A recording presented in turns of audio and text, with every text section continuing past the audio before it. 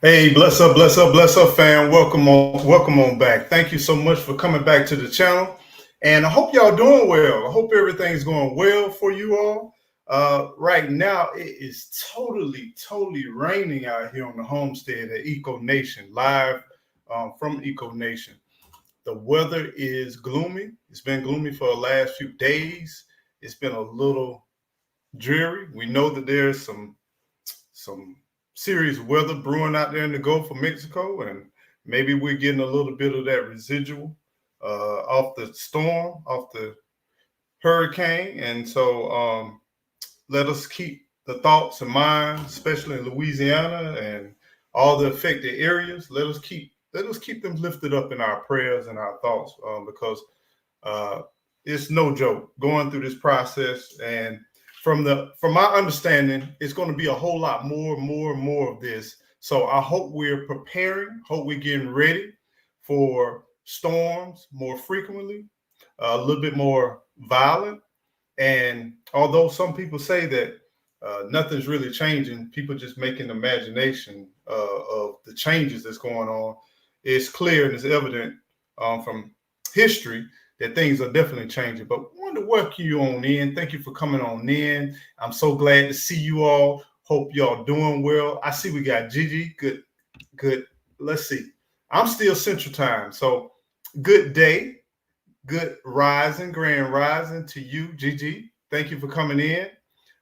We also got Adina Collins. Thank you for coming in. Thank you for being here. And everybody already seeing this shout out. So before we get started, you got to throw up some T's. I don't know about you, but I'm thankful. I'm going to put some T's in the chat. Put some T's in the chat. If you're thankful for life, if you're thankful for being here, and you're thankful for existing, put some T's in the chat. You got to give it up. You always got to give it back up. Vision. I see my man downstairs. You know, where there's no vision, people perish. I understand that. I can't wait to bring my brother up. I'm going to bring him up real shortly. Glad to have him. It's an honor to have him. But yeah, I hope y'all ready. I don't know if y'all ready, but I hope y'all ready, because we definitely ready. But I'm excited about this live. Let's see who else we got in here. Let me speak to everybody. Kathy B. Kathy B, what's going on? Grand rising to you too as well. Good to see you. Belinda, what's going on, Belinda? Good to see you. Hope the weather is doing you well and serving you well. Also, Kathy B, my Renaissance grandma, what's going on? Good to see you. Hello to you. Take your time, relax in the bushes. Just make sure that you got maybe some skin so soft, because the mosquitoes are bad. We got a lot of moisture out here in the weather. So make sure while you're in the bushes that the mosquitoes don't just take you away, okay? Okay, Kathy B, she got the T's in the chat. Got the T's in the chat. I see triple T's.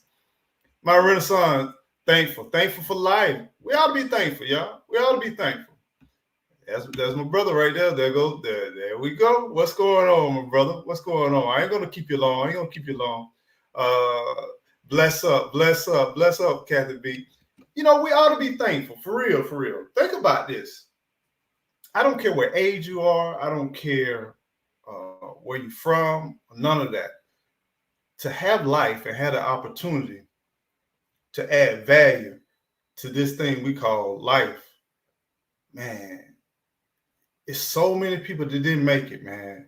I'm seeing so many people, loved ones that I've known personally, and even people that I've seen from afar. They're not here. We have this chance to make an impact, to make influence, to add value to this world. And your life was created for a purpose. Every single one of us are individuals, and we were personally created to add value to this world. So think about this. Your opportunity is right now. We can't think about yesterday. We can't think about tomorrow. There's a lot of crazy stuff going on. There will always be crazy stuff going on. But one thing about it, you are here, and you are here for a reason. So you got to throw some T's in the chat. I mean, custom built, custom made, custom design. D Jackson, what's going on, D Jackson? Vision, I see you thankful. All right, my brother. Super thankful. You got to be thankful, y'all. The sun still rise, the rain still rain down upon us. It's still give us water, he give us life. We got sunny days, we got cloudy days, we got trees, we got oxygen, we got the ground, we got the minerals. We had an environment for us to flourish before we even existed. And then now all we have to do is just maintain, keep it, cherish it, and share it with others. Come on, man. We living in a life of abundance. We're not living in a life of disparity. We're living in a life of abundance. And you got the opportunity for us to just share it together. Hi, G. How you doing? What's going on, Hi, G? Send a shout out to Vision. That's what's up. Making it make sense. It needs to make sense. Make it make sense. If you're going to do something, make it make sense. If you're going to say something, make it make sense. Good to see you. Good to see you. Brother Lawrence, bless up, bless up. What's going on, Brother Lawrence? Man, good to see you. What's going on, fam? Always good to see you, Brother Lawrence.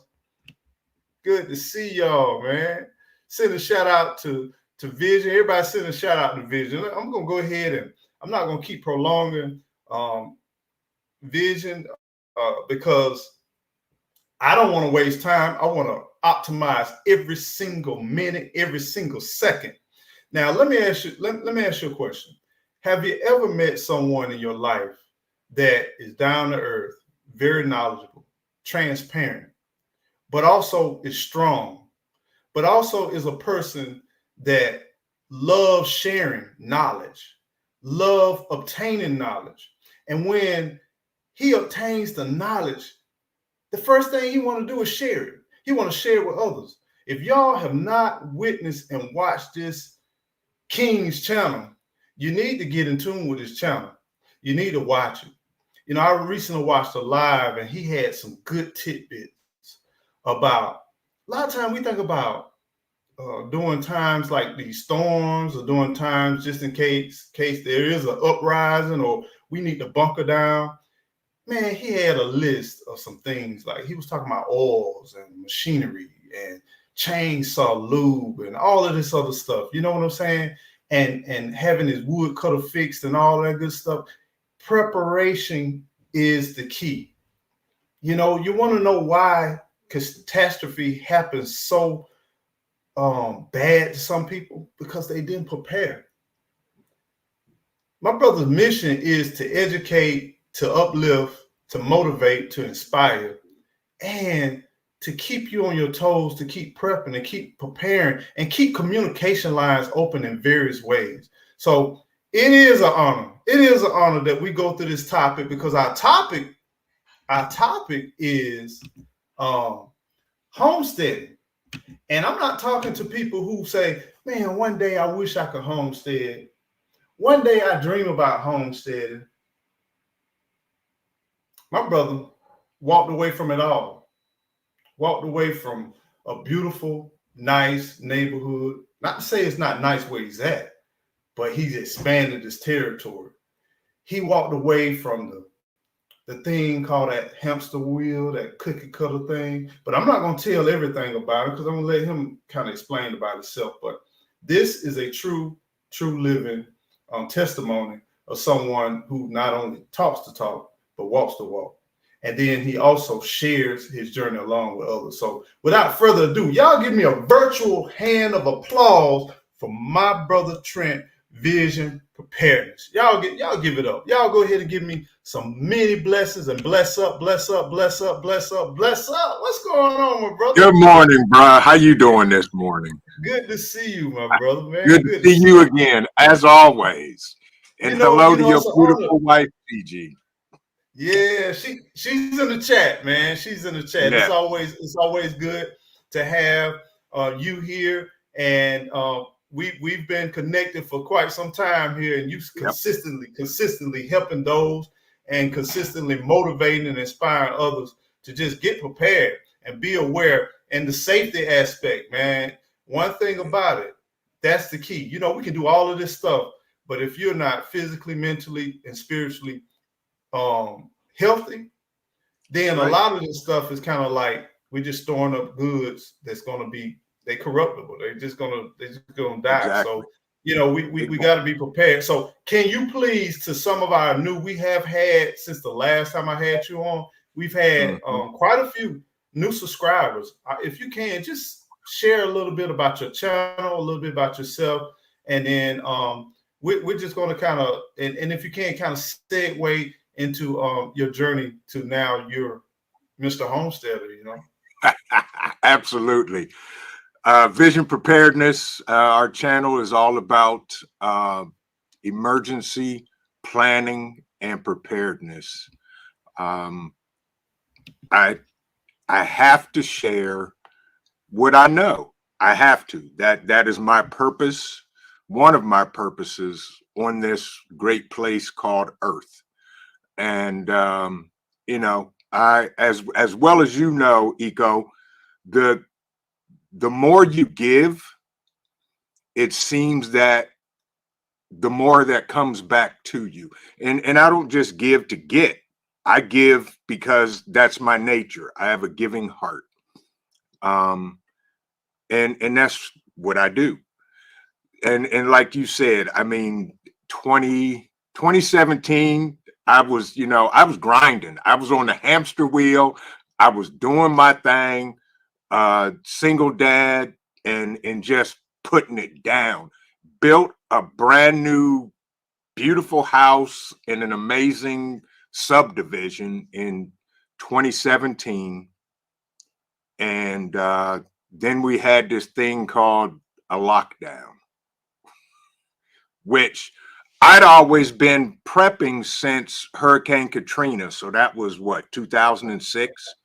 Yeah. And what the disaster that happened to all of those people down there and the aftermath, I said, I will never depend on the government for nothing. So I started prepping, and I met people, one of my great friends who our kids played football together. Okay. And come to find out he was a prepper. And I was like, what do you mean? And he literally walked me down that path, and I jumped in that rabbit hole head first. So, you know, 2 years after I had built this house, I sold it. Wow. I said, you know what? I want land. And I've always wanted land. You know, my grandparents and great grandparents, they all had land and in the country. And you know, but we get in this thing called a trap where we trying to keep up with the Joneses. And my dad used to always tell me, don't worry about the Joneses. They file in Chapter 11. You do what you do and need to do. And so I sold the house in a market where it was a seller's market. Yes, sir. Yes, sir. I remember them times. I was looking for a place when you were selling. Right. Yeah. I mean, it was a bidding war for my house. It was 2 years old, beautiful, big monster house. I said, nah, for this kind of money, I want land, because my grandfather always said they don't make dirt no more. I didn't know anything about living in a rural area, but I was willing to learn. Wow. So you took the plunge, huh? Yeah, I took the plunge, bought 5 acres within them. You talk about blessings, bruh. Okay. This place that I bought, nobody bid on this house. Wow. Nobody. Not one bidder on 5 acres, beautiful big house, not big, a ranch, because I'm getting old, and I'm old for a reason. I'm tired of climbing stairs. So, you know, and it God set this spot for me and gave me all the resources that I needed to maintain it and grow it. Wow. And I didn't know nothing about it, but I was willing to learn. Then I started my prepping journey, and I said, you know what? I'm going to start me a YouTube channel, because my best friend said, dude, go on YouTube. There's tons of preppers on there and this, that, and the other. And as I went down that journey and started learning and reading, I was like, oh, I got to share this. And this is what's going on. And then I run into people like Eco Neighbor, and I don't want to throw out names, but I started meeting people in the community, the gardeners, the homesteaders. I'm like, what the heck is homesteading? I got a house and I live in the woods. I live in the middle of nowhere. Yeah. And it has been a true blessing. And I should have done it 20 years ago, What you but talking about? I wouldn't have been ready for it Yeah. because I wasn't ready mentally and Yes. spiritually to handle what God had laid out for me. And it is amazing. I've met you and Gigi, and I've watched y'all faithfully because you doing it. You went from nothing except dirt, and I'm sitting there like, holy smokes! I still want Annabelle. We may have to talk about that. I need me an Annabelle, and it's just amazing. So I try to share things that I struggle with, things that I'm good with, and what works, what doesn't work. And I'm honored again. I was watching the live with you and Jay, and I'm sitting there like these brothers is putting it down. Then I heard my name. I was like, oh, here we go. Now it's time to get done. But folks, do me a favor for everybody in the chat, please smash the like button, share this out because this man here I consider a mentor of mine when it comes to homesteading because I'm only 3 years into this and I learn every day. Yeah. So We I all do. appreciate We all do. I appreciate it. Trust me. You're learning from my learning. Exactly. Now Exactly. I gotta unravel some of this. You done left so many things that I know to you is everyday life, but I Yeah. really want to kind of put some pins in some things that you said. Okay. One of the things that really, really captured my attention when you went through your process, Mm-hmm. here you were, you had it all, but you had a burning desire for something more. Mm-hmm. Mm-hmm. You were okay, you were Yeah. fine, Mm-hmm. but you were still uncomfortable. You was comfortable, but you Very. still were uncomfortable. Now, it Yes. wasn't so uncomfortable where you had to leave, but you knew it was Mm-hmm. something else and something more. And then you Yeah. talked about you didn't see what was on the other side, even though it was far greater on the other Mm-hmm. side. Because Mm-hmm. we can't share. It's one of them things. It's like TV. You can't share what you smell in live. Right. Homesteading or buying land or having some extra space, there's no way in the world I can describe the spiritual, mental, Yes. the stress freeness of your life, the tension that just kind of release from your body and from your Right. mind and from your soul. I can't explain that because Yep. by nature we were designed to be one with the land. We were designed Right. to be connected to the land. By nature, we can't survive without it. For some reason, Right. I think over a period of time we have lost that. But Mm-hmm. one of the Mm-hmm. things that you mentioned was here you are comfortable. You mentioned you was a single father. Shout out to you for that. Thank And not only single but successful too. I hear about your son and what's going down. Yeah. Much love, and I pray for his continued growth and his continued success in his journey, his personal journey. But one of Thank the you. things that I wanted to kind of focus on, because there's some Mm-hmm. people who says, I'm afraid. I don't know if I want to step out on faith, or I don't know if I want to step out on this burning desire because I Mm-hmm. may fail. But you went head first and you say, hey, I'm walking away from it all. And then I'm taking a chance. And then look what you found. There's no way Yeah. you would have found that if you didn't search. You know what I'm saying? Right. And it was there for you. You said it was designed, it was created for you. So here it is where you got a blessing sitting over here that you Yes. haven't even seen, you haven't Right. even felt, touched, or even obtained. But Right. you stepped out not knowing it was there because Right. it could have went the opposite. Like for Exactly. us, it could have went Mm-hmm. opposite. Well, we didn't have nothing. We tried, but then it failed. You know what I'm saying? Mm-hmm. So Mm-hmm. tell me, can you describe to me about what was getting you so much to the part where I have a home. Mm-hmm. It's a new home, new construction. It's Mm-hmm. well built. I had the Mm-hmm. modern day conveniences, Mm-hmm. and really, that's the American dream Right. in a lot of cases, right? Right. Right. But why did you say, okay, I'm now going to walk away from all of this and then have this yearning desire to have land? Why you wanted to have land? Can you explain to me why you want to have land? It was instilled by my grandparents. I remember, my dad grew up in a small town, North Ohio, and the house behind my grandparents burnt down. Mm. My grandfather bought that lot, tore it down, made that plot the family garden. Wow.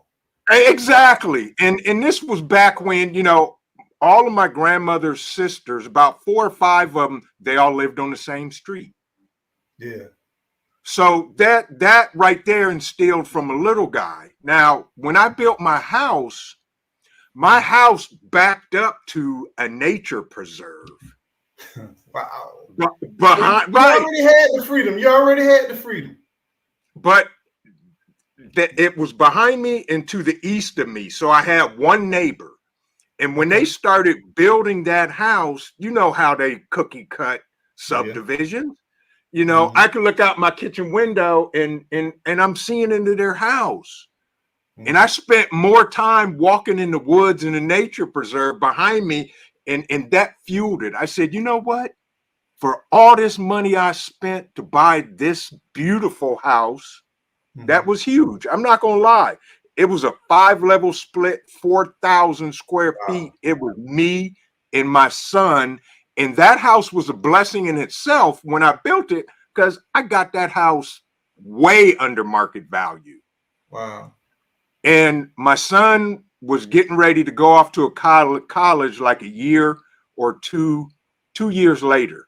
I said, it's just me in this big old house. Why do I need all this? I want land. And that's when I said, Lord, I don't know if I'm doing the right thing, but I'm going to step out on faith that you have something better for me. And I haven't even seen it.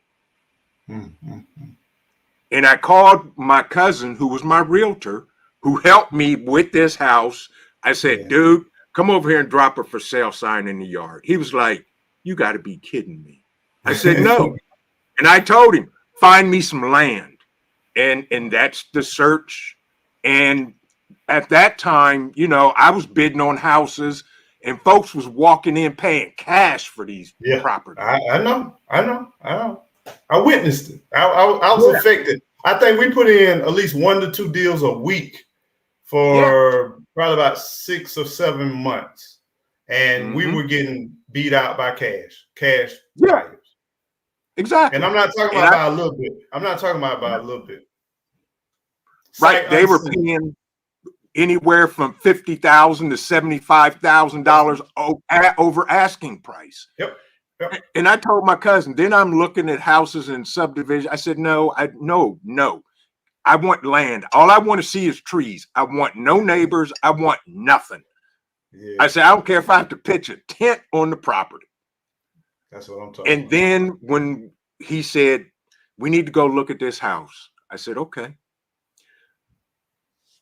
As we're coming down the main road, I'm like, dude, this is in the middle of nowhere. Yeah. Soon as we turned into the drive, which you can't even see the house when you turn into the property, before we even got anywhere close to the house, I said, this is it. Sight unseen, I saw this beautiful brick ranch. I said, this is it. I don't care what the inside looks like. This is it.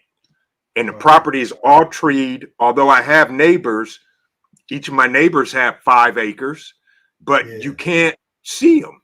And I said, Lord, if this is what you want me to have, you need to give me a peace and a settlement in my spirit. And that's exactly what happened.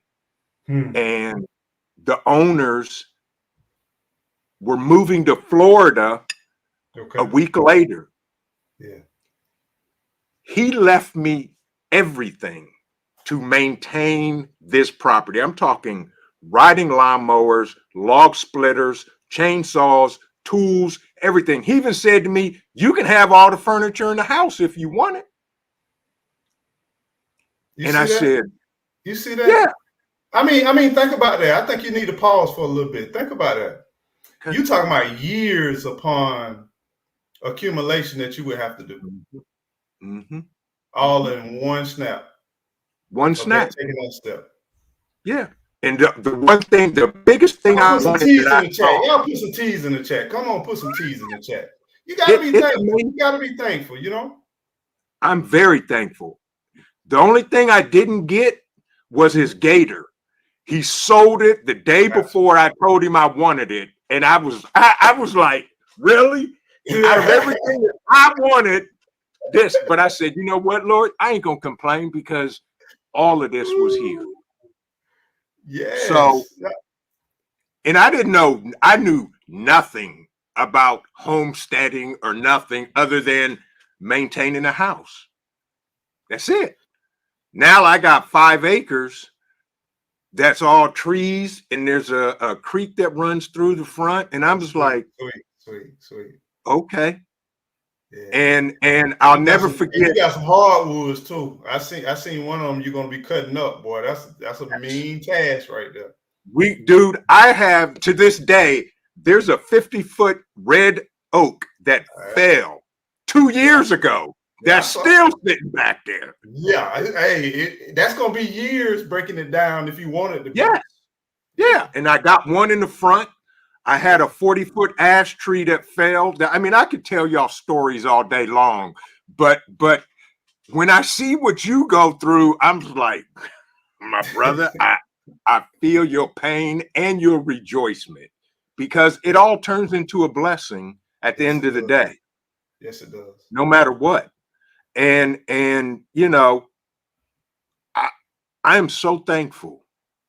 And now, you know, things have progressed because you know, my YouTube channel and my company, and then I'm sitting here, I'm like, okay, Lord, what's missing?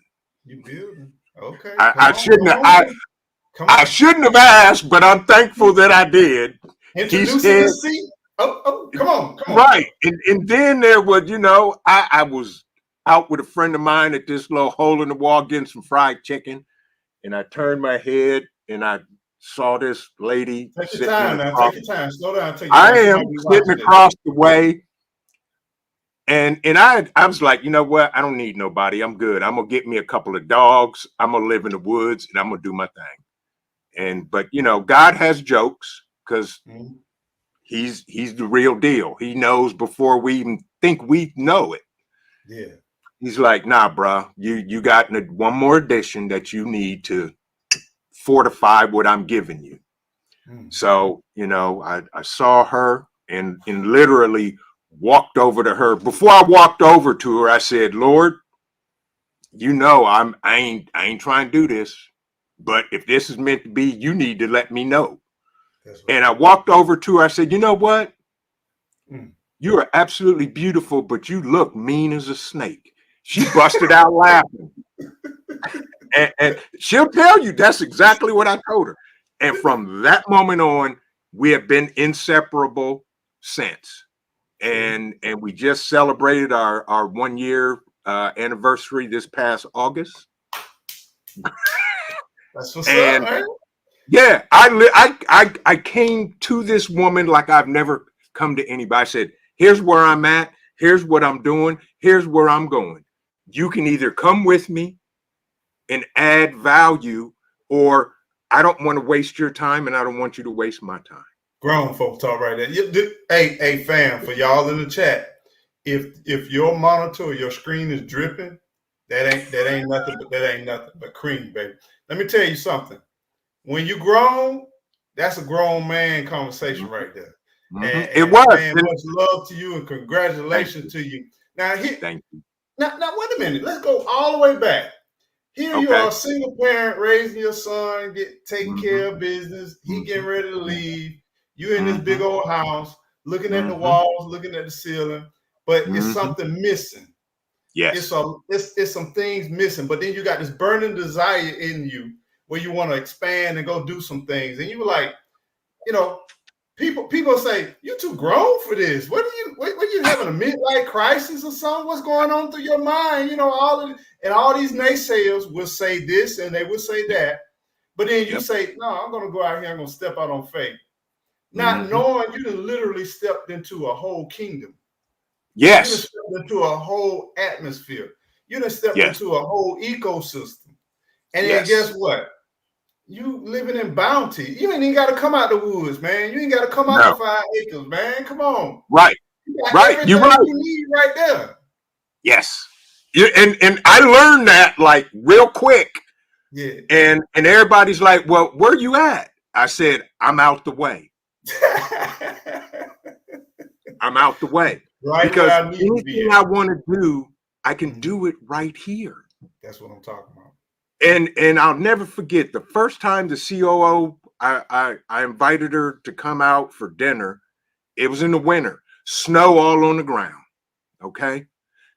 She walked in the house and walked straight to the family room where we have these floor to ceiling windows and looked out into the woods, eco. It was nothing but snow. I'm talking, it was a postcard picture. And she was like, wow, you're really out here in the middle of nowhere. I said, yes, I am. And you could be part of this if you so desire. That was it. She was sold. Yeah. She did. She did. And come to find out, as we talked, you know, I told her, I said, what's your dream? What do you want to do? She said, I want to go back to nursing school. Okay. I said, what's stopping you? She said, well, I got to work. You know, she has daughters. We have daughters now. So, you know, we're now a family of 5 kids, 4 girls, 1 boy. You know, I have an older daughter. And I told her, I said, what's that's stopping what queens do in your life. Queen multiply. We Yeah. go and harvest, we bring it in, and the queens take it and then they multiply. Yes. And to multiply the abundance. Man, that's a beautiful thing, bro. Yeah. Beautiful. So she said, I want to go back to nursing school. I said, do it. I said, as you can see, I was doing this before we met. Yeah. I can still maintain this even with you in nursing school. Is it, do we budget? Oh, boy, you better believe we do. But she graduates in 2 more quarters. She done. That's what I'm talking about, man. Yeah. And she adds to what I'm doing. Preparedness, first aid, all of that. She adds to it. Just fell in line right there. Yep. And that's what it means by you will have a table prepared before you. You know what I'm saying? And the problem is a lot of times we lay in the bed and we don't want to get up because all we're doing while we're laying in the bed, we're dreaming. But only if we can get up and make our way to the kitchen. That's it. And you didn't just give the CEO a flower, you gave a whole garden. Come on, man. Bruh. Come on, man.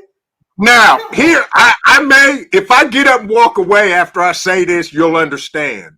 Okay. So we're talking and I'm showing her, you know, everything in the house, the prep room and all this other stuff. She turns to me and says, oh, my parents are preppers. What in the world? Let me tell you. We ain't smart enough to do what God do. We ain't smart enough to do what God do. And then now, the only thing that we have to do is make sure we don't lose sight of we ain't smart enough. God did. You know what I'm saying? and keep blessing it up. You know, right, and keep sharing that. And then, you know, some people that don't see the vision, I'm tying all this in. Some people that don't see the vision, they don't understand that it's nothing bragging. It's just sharing and encouraging others to be like, this is my life. And you can't tell me it was easy being a single parent. You can't tell me it was easy sacrificing, saving to get that house built. You can't tell me you didn't get no no's sometimes. You can't tell me you didn't get no slam doors in your face. You can't tell me you didn't get sometimes like where you was like, man, I don't know if this is it. There was times where you just kept pushing and pushing through. And through that, you're now receiving the blessing for just keep pushing through. And that's all we all trying to do is motivate people to keep on growing. Don't stop, just keep on pushing forward. And look at this. I mean, the way you laid this out, man, I'm like, man, I didn't even expect this. Like, I know pieces and parts of it, but when you put it all together, man, it's like, man. And that dude, like you said, I am not nowhere near even smart enough to pull off this whole scenario. No way. And God has been so good to not only me, but my family and friends and everybody. You know, we've lost several family members this year. And and I'm not going to say a lot because I'll get very emotional because I'm still am. But, you know, a couple of months ago, my ex-wife passed away. Sorry. And my kid's mom gone. And dealing with that and just being there for them had to. And, you know, my amazing wife, shout out to the COO. I love you dearly because she stepped in and said, if you need hospice care, I will do it for you for free. Whatever you need, I am here. And I'm thank you, Lord. Come on. My ex-wife, when these two met, my ex-wife told my mother, I like her. She's good people. See? And I could tell you more, but I'm not. But bruh, man, if y'all think that what you see on the screen from Eco, from myself, from whoever you watch on YouTube, if you think that they got to where they are easily, you are sadly mistaken, because there's a backstory for everything that we share on the screen, especially homesteading. Dude, when Annabelle broke down, I was ready to cry. I've been treating her like a little baby ever since, man. I know you have. I don't blame you. Yeah. I mean, everything stops when she's sick. On the physical side out here, man. Yep. I've been looking at at tractors, and I was like, I said, Lord, you have to drop one out of the sky into my driveway, because not right now. That's the thing. You know, if you had to switch off a light from where you were 20, 30 years ago, and then you flipped on the light and you were where you are now, you'll be like, how in the world did this happen? How in the world did this manifest? But this is the crazy thing. If I knew the journey that I had to go on and the challenge I had to face, I would have never did it. Same here. I would have talked myself out of it, because I felt like I wouldn't have had the resources. I wouldn't have had the strength, and the mental strength for it, because at the time in that rat race, I was tired. I was feeling drained. You know what I'm saying? Yes. So how in the world would I have enough strength to do what has been done now? But that's the thing. I like when you started, you talked about, I took that step of faith. Yep. Not knowing what's on the other side, But how can you get to what you never even thought you even fathomed for Right. until you took that step? And that's the Right. thing. We want to encourage more and more people to Yep. just take that step of faith. You got a dream. It's a seed. Your dreams in your body, in your mind, in your soul, that's a seed. It was planted there for Yeah. growth and manifestation. That Yes. seed was not there to just be kept dormant. Right. And then guess what? He talked about his grandparents. His grandfather had a seed, Yes. and the fruits are still producing all the way Yeah, to they are. now. Yeah, Come they on. are. Come on, man. Yeah. Drop one seed and he still got generational growth. Yep. That's the beauty of life. That's the beauty of the Most High. That's the beauty of God, because of the fact that you know that you were created for a reason. Yep. Vision, Yeah. you were created for a reason, my brother. And then Yeah. now you sharing. Now you sharing not only just in your community and your family, you're broadcasting over the world. And I Right. seen your tribe. Hey, they real, Yeah. and they Yeah. love you. They love Yeah. you and And they I love support them. you. And they care about you too. Mhm. I be in the chat, I be listening, I be obtaining and absorbing, because Yeah. and that's what I told you before. One of my things, and maybe it's a flaw against me, but I hope it is not. But one of the things I don't like coming in people chat. Sometimes you pull me up, and sometimes other people pull me out. But I don't like coming in the chat because I don't want to be a distraction You're of the never a flow. distraction, brother. You family. Yeah, I get that, but it's like, brother, stay in that zone, stay there. You know, I'm just coming in the room, brother. You know what I'm saying? Right. And so a Right. lot of times I don't want to kill the flow, but then I be like raising my hand, like, come on, bro, come on through. Yeah. But And go ahead. I'm sorry. Go ahead. no, I want to circle back on that homestead. I think let's talk about homestead and let's break that down, because Okay. we come up with these terms. We come up with off-grid, homesteading, survival, preparedness. We come with these terms so you can associate with the Yeah. ideal and the vision. It's not so hard, concrete, that I was homesteading in the city, y'all. Exactly. You know Exactly. what I'm saying? You know, I could have been off grid, which we were during hurricanes.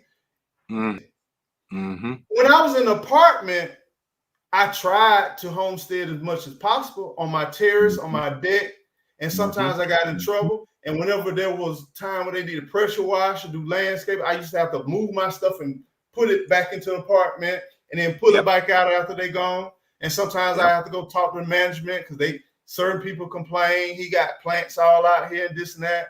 So what I'm saying is homesteading, preparedness, all of this stuff is a mindset and a mind that comes in the manifestation of physical, tangible things. Right. Because it's like this: if I want to lose weight or if I want to gain muscle mass, and I join the gym, it don't start with my gym membership. It don't start me walking through that door. It starts right here. Exactly. Because there are gonna be some days where I ain't gonna feel like going to the gym. That's right. But that mind make that body move. Same thing with this homestead. So talk to me. What's your thoughts when we talk about homesteading? So homesteading, you don't have to move in the middle of nowhere. Like you said, if you live in an apartment, you can homestead. My prime example, my Renaissance grandma. You go check out her balcony, and I use her as an example all the time. There is no reason why everybody should not be growing some type of fruits and vegetables. And if you don't believe me, you go look at my Renaissance grandma.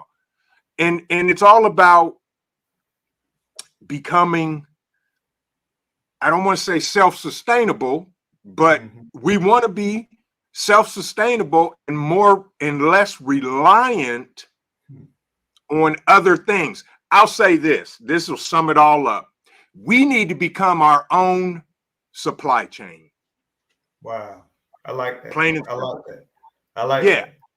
I like that. And that's the whole key. I don't care where you live.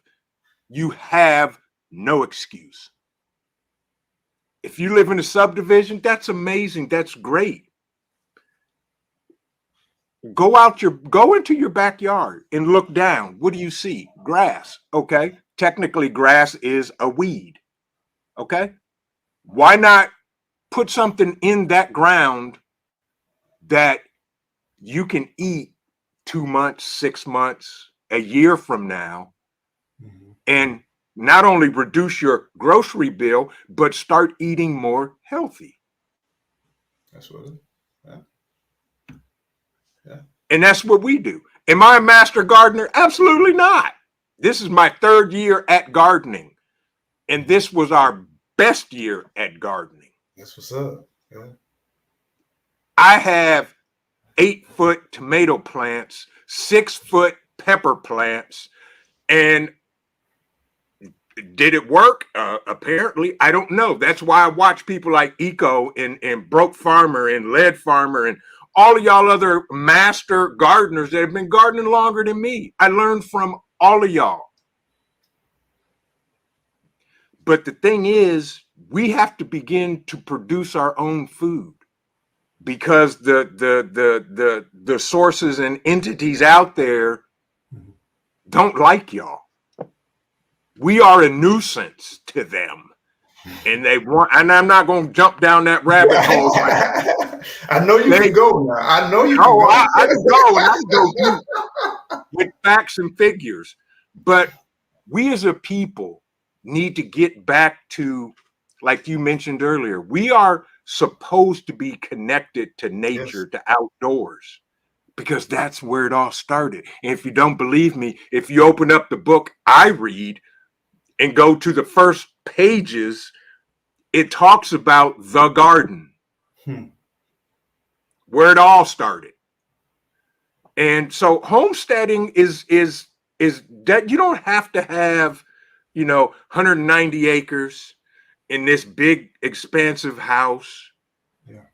I can tell you now, there's people that live in rural areas that you drive past their place and you're like, somebody actually lives there? But yet, that's their dream. That may not be your dream, but that's their dream. Don't step on their dream, because they're doing what they're supposed to be doing. And to back to your question of homesteading, I don't even know where the term came from. And I'm going to be honest with you. When I moved out here, I did not consider myself homesteading. Okay. I considered myself out of the way. I got a house. I just happen to have more land, and that's it. Yeah. Yeah. And now I'm like, wait a minute. I don't have no water bill. I have a different type of gas bill, and I have an electric bill. Yeah. I'm like, how can I get rid of this electric bill? Yeah. And all of that we're so inundated in living in the city. And there's nothing wrong with living in the city. I grew up in the inner city, and that's okay. But homesteading gives you, I can't even describe the feeling and the peace of this is mine. And I make it or break it. I'm the one that has to deal with when the trees fall. Are they close to the house? When the power's out, ain't nobody coming here to do it no time soon. So I got to have backup power. Is my water right? Can I drink my water out of my faucet and it tastes good? Yeah. Those are the things that we have to do as homesteaders. And I'm all for that. But you know, folks, I just got sick and tired of being sick and tired. I wanted off the hamster wheel. I That's feel you. it. And this is the thing I think and just kind of add to what you were saying. For us, I really want to see, could we really be resilient enough to really do it? Mm-hmm. Our goal never was to live like off the grid entirely. Mm-hmm. Now, if we could, that would be great. By Mm-hmm. no means have we stopped. We're Mm-hmm. continuously adding and adding more and more. And whether Yep. we like it or not, there's a lot of laws, there's a lot of restrictions, and there's this Yep. thing they call a dollar bill that is devaluing based on Yes. your work hours that most people don't understand. To the initial starting, I don't care whether you start in a garden in your apartment, a Right. pot, or on land, you're going to have to make an initial investment.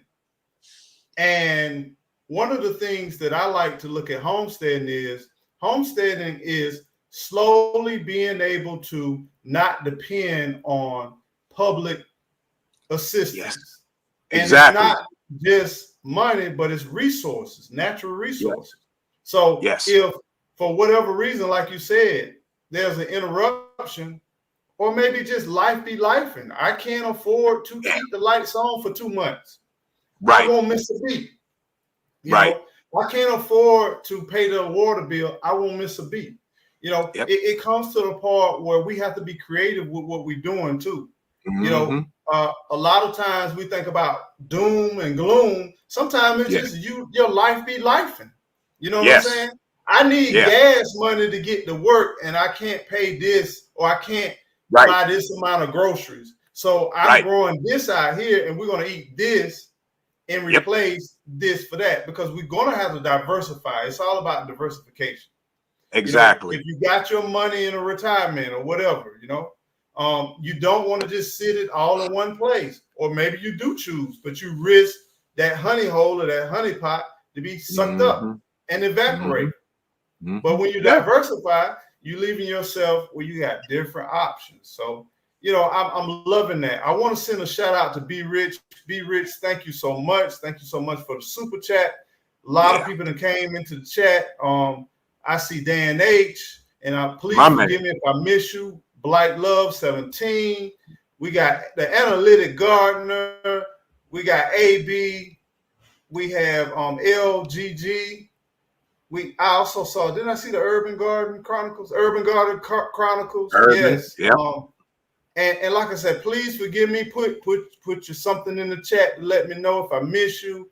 But everybody that's in here, thank you so much for coming in. Thank you so much for tuning in. And this is an open forum. If y'all want to ask some questions about homesteading, Mm-hmm. about the journey, Mm-hmm. about land ownership, about the process, because it's like you said, Vision, this stuff don't just happen overnight. For you No. to obtain a built home is different from buying an established home. Right. For you to build a home, sometimes you Yep. have to purchase a lot. Then you have Yep. to close on that. Then you have to plan. And if Yep. you're doing lending, there's a different type of process. Yep. Everything is a sacrifice. It's time and it's effort, and it's truly a sacrifice. So understand, when you see things around people, things just don't just pop like osmosis. Things come for real. Exactly. And I went down that rabbit hole of looking for land and then building a house, and I was like, oh, there's no way I can do that. Thank you. Yeah, it is a way. It just. I don't care. This is the thing. What I keep telling people, when you are starting from scratch, Mm-hmm. no matter how much money you have, no matter how Mm-hmm. much power or influence you have, Mm-hmm. things takes time.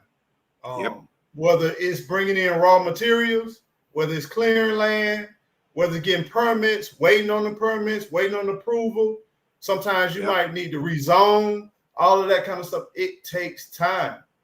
Right. And by having those amenities, like I said, Gigi and I, we always say, if we had to do it all over again, we'd have everything right there. Yeah. We would not do raw land again. But Right. I learned a lot I'm eco. I would do raw land, but not for my main state. Like if I didn't have a place to go. But if I had a place to go as a secondary place, I might dip my toe in the water again doing raw land, but not for my main homestead where I gotta have Gigi somewhere. I won't do that. I won't Right. do that. Exactly. Yes. I'm with you. I get it. And that's the thing, I looked at, a builder, build, got to find raw land. And I didn't want to go through that whole process because that takes time, like you said. And, I was up against the clock because I got folks over here in a bidding war on my house, but I gotta provide a home for me and my son. Yeah. So now think about this. I'm thinking about this. Just like us, we left a home in a nice community, convenience to everything. People, just understand this. A lot of times when you go out into the rural, things are maybe a little bit cheaper or they may not be cheaper. It depends on where you are. But if they are cheaper, understanding you're leaving a lot of equity on the table that if you stayed where you are, you will have a faster pace in most cases with your equity. He walked away from this. I walked away from this where we can continue to build equity over a period of time. But then this is where the rat race comes in. Okay, I got a bunch of equity into this house. This house is $1 million or $500,000 or $800,000. But what will it take for me to sell this and go buy another house that's even better or newer? Then what are you trading off? You know what I'm saying? Exactly. So now I might have $800,000 worth of equity, but now I'm buying a $1.2, $1.5 million house, and now I'm back in that. I'm still in that cycle. But by walking away and unplugging, as we say, getting off that hamster wheel, going into the rural area, going into the country, getting a peace of mind, have your mindset ready to be there at least for a period of time. Right. Try to have the mindset to be there for anywhere greater than 5 years. Absolutely. This is not one of them flip type situations. I enjoyed it. I did this to do that. You're going to get probably disappointed if you do that. What this is a balance. You still got equity. You still earn equity in most cases. It's just slower pace, but you have the space and the freedom. You don't have neighbors peeking over your window. Neighbors listening at you rubbing feet with your wife. You don't smell their food when they're cooking. You don't feel the bass from their music when they pumping. You don't have cars parked up in your yard blocking your driveway. You don't have all kinds of animals and different things dropping loads in your yard. You don't have people telling you what to do. It's a laundry list of things that you don't have. That until you experience getting up in the morning, having a cup of coffee or having a cup of tea, and then sitting and watch the sunrise without being interrupted. You know that right there. Without no sirens ringing, no gunfire. You might have some gunfire in the country, but it's typically a pattern. People know what they're doing. It's hunting season, something like that. But it's not trying to shoot at you. You know what I'm saying? In most cases. But this is the beautiful thing about it. You have your nature trails, you have your walking trails, you're more agile. It's times where I thought I was halfway in shape. And then I came out here and land and I realized it's like, oh, wait a minute. I ain't built. I realized I need some work to do. You know what I'm saying? Yeah. And so we talk about, I got my backpack, I got my bug out, I got this, I got that. Are you really ready to deal with these elements if you have to leave the house? Yeah, exactly. And that's what I talk about. I mean, I'm out here working smarter than I ever have because I'm more physical now. And I'm like, wait a minute, I'm old for a reason. So I'm out here doing stuff, but I'm doing it smarter. I got a 19-year-old son that's 6'2", 300 pounds football player that I bring him out here and I'm like, dude, we gotta cut this tree up and get this wood up to the shelter so we can get it split. And that's it. And then, like you said, equity, I know what I paid for my house, but I'm not even going to look at what I could sell it for because I now have a new neighbor on the backside of my woods who just bought 62 acres. Okay. For $500,000. See? Just the land. And his house is massive. Listen. I'm glad you're talking about that because people are not paying attention that land prices are gaining. Yes. A lot of the homes are Yes. either going down in value or it's correction. It's a big correction. That's all what's going on. Yes. Now, if you bought at the height of it, you're feeling that correction. But land values are going up. Yeah. It's going up. There's a house around the corner from me that I told the COO, I said, you know what? I'm not trying to move, but this 10.5 acres with a 4,000 square foot house, 15-car outbuilding with a separate apartment in the outbuilding and a mother-in-law suite in the house and a horse barn with 4 stables. I said, I want to see how much this is worth. Eco, I looked it up. Yeah. $1.9 million. Yeah. Now let me share this with you too. I see long term. Yep. And I'm not this guru or nothing like that, but I just watch trends. I see long term where land and land ownership, having structures and having places there will continue to increase, and it will become further and further away from being obtainable. Yep. From the average everyday person. Exactly. Most people will be forced to lease or buy most of the entry level or cohabitate with multiple people.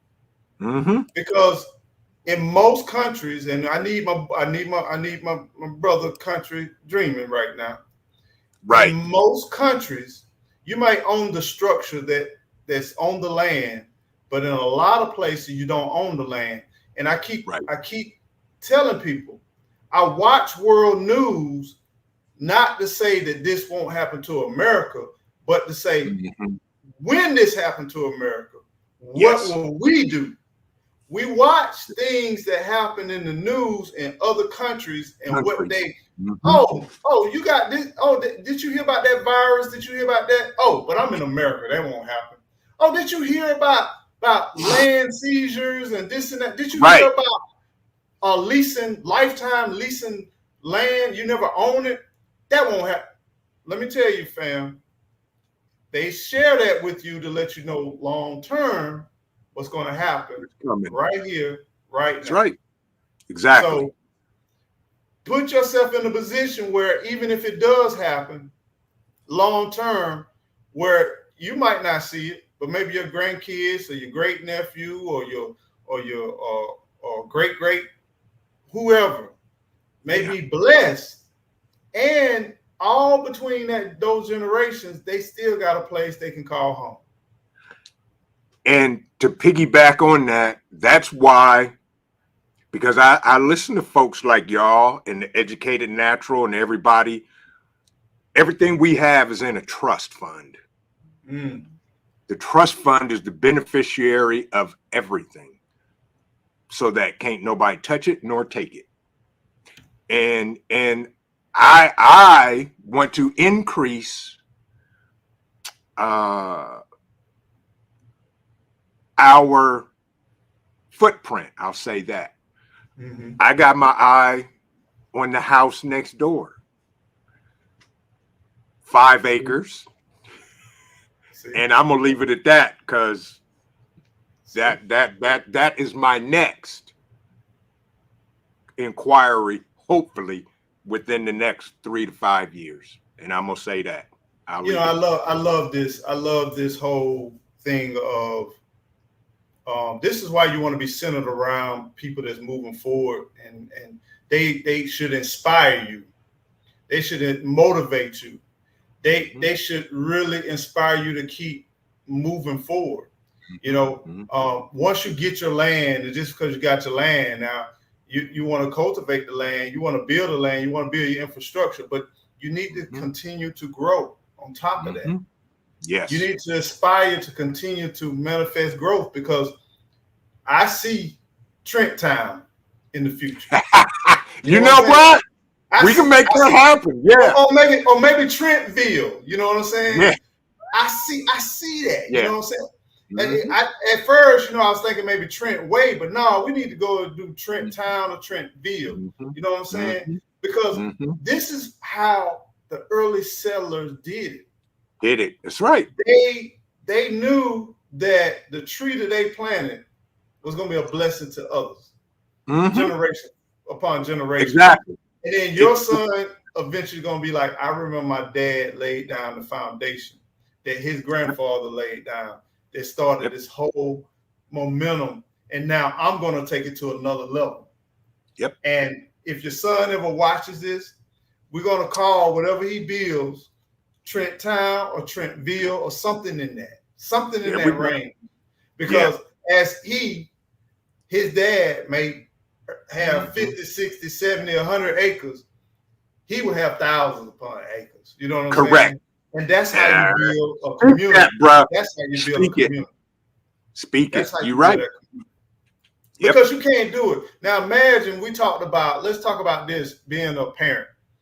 Imagine if you had to start with 1,000 acres and the gap on how hard it is versus if there was already established 50, 60, 70 acres that you can use as leverage, or you can use to use that land to increase your income, and then you can let that land help you acquire more land. Because the whole key is we should have dominion. We are stewards over this land. But we should have dominion. If you're sick and tired of fighting negativity, you're sick and tired of all of this, not being able to lock your door, not being able to walk around, not being able to ride your bike, not being able to be free, you create those environments. I don't know what happened to us where we as a people quit aspiring to do more than just be, I guess, in collaboration with status quo, rather than building and cultivating our own space, our own place. Who to say that we can't educate each other? Who to say that we can't cohabitate? Who to say that we can't farm and we can't share with each other? Who to say we can't worship together? Who to say we can't enjoy and party together? We got that down, but what happens when we pull up our sleeves and then just work together and build a beautiful community, and we maintain that community, and we live in a world of peace? Because our mission should be expanding the place where we want to go. How do you create a heaven on earth? Is you first start with the land. You start with the land. You have to. You got to. Yeah. And I'm mad because when my neighbor behind me bought the 60, 65 acres, whatever it was, it actually cut into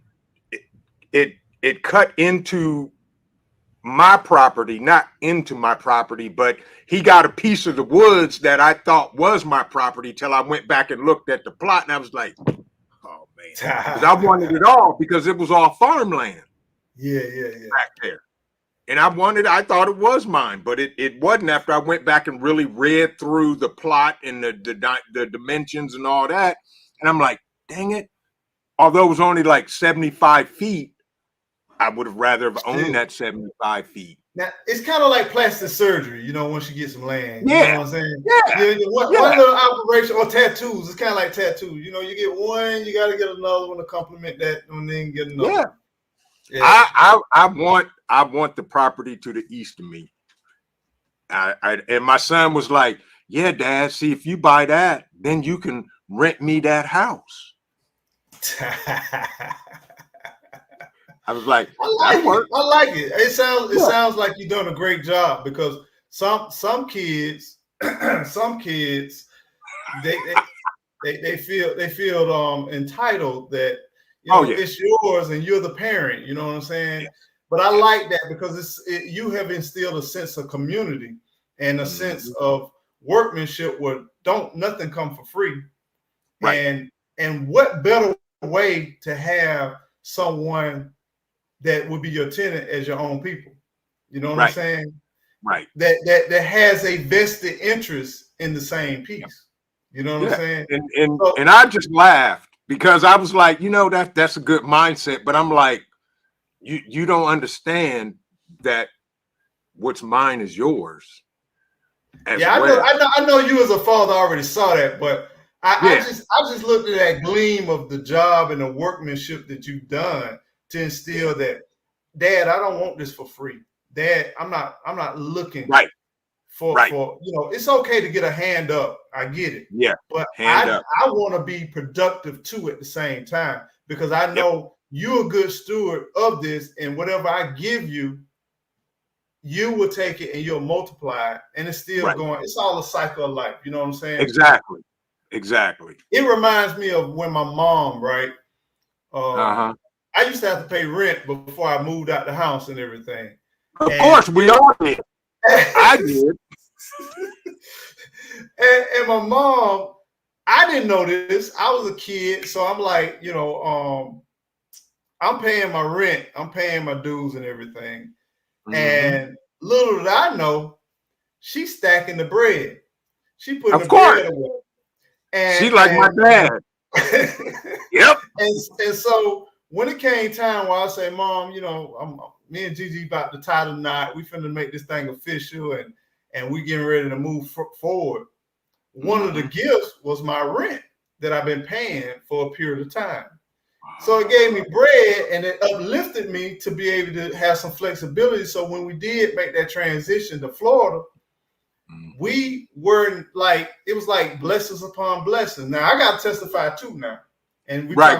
Go ahead. We talking about Bring moving it. now. We talking about moving. Right. Let's welcome in Country Dreaming too. On top of that, y'all, please give a virtual round of applause to Country Dreaming, because we talking about homesteading, not just here in the great state of America, but also abroad. And we're talking about the mindset first about homesteading, because we hitting it from the South. We hitting it from all the way from Texas to Florida to Georgia, all the way up to Ohio. Yes. We Midwest, baby. We can't talk about what would have been, what could have been, what if. We're talking about real life experiences where people took the plunge and they say, hey, we're going to collectively sell everything except for the children, maybe, but we're going to invest into something for the future that we may not see right now, but we're going to eventually see the fruits of the labor over a period of time. But what I want to say is that imagine you seeing the vision to the part where you have a whole neighborhood of people you love and you care about. And let's talk about extending it far beyond just, quote, blood and family, but even a community of the like-minded people. Now, if you can, Trent, share with me some of the things that you do to keep connected physically to some of the like-minded people, because you do have events and different things. Can you share with me you're taking it to another step, not just virtually, but you're taking it also to a physical, tangible step too? Yeah, we do once a year what we call Bug Out Weekend, which I got to give mad shout out to my guy Hudson Valley Prepping and Survival, because he does it in upstate New York. And I called him. I said, Mike, what do you do? How do you do this? He said, well, you just put it out there. And if don't nobody show up but you've been successful. So what we do is the Bug Out Wow. Weekend is people come together from all over the country, like-minded people. You bring your gear, you test your preps, you test your gear. We have courses, we have classes on teaching things like first aid, ham radios, backpacks, knives, how to deal with knives, all these types of things. And this is our second year, and it's been phenomenal. And all of these people I've met from all over the country. And I got to give a shout out to my Ohio family, my people. That I see Dan H in the chat now. He's in I Massachusetts. saw. He's in Massachusetts, and that is my evil twin.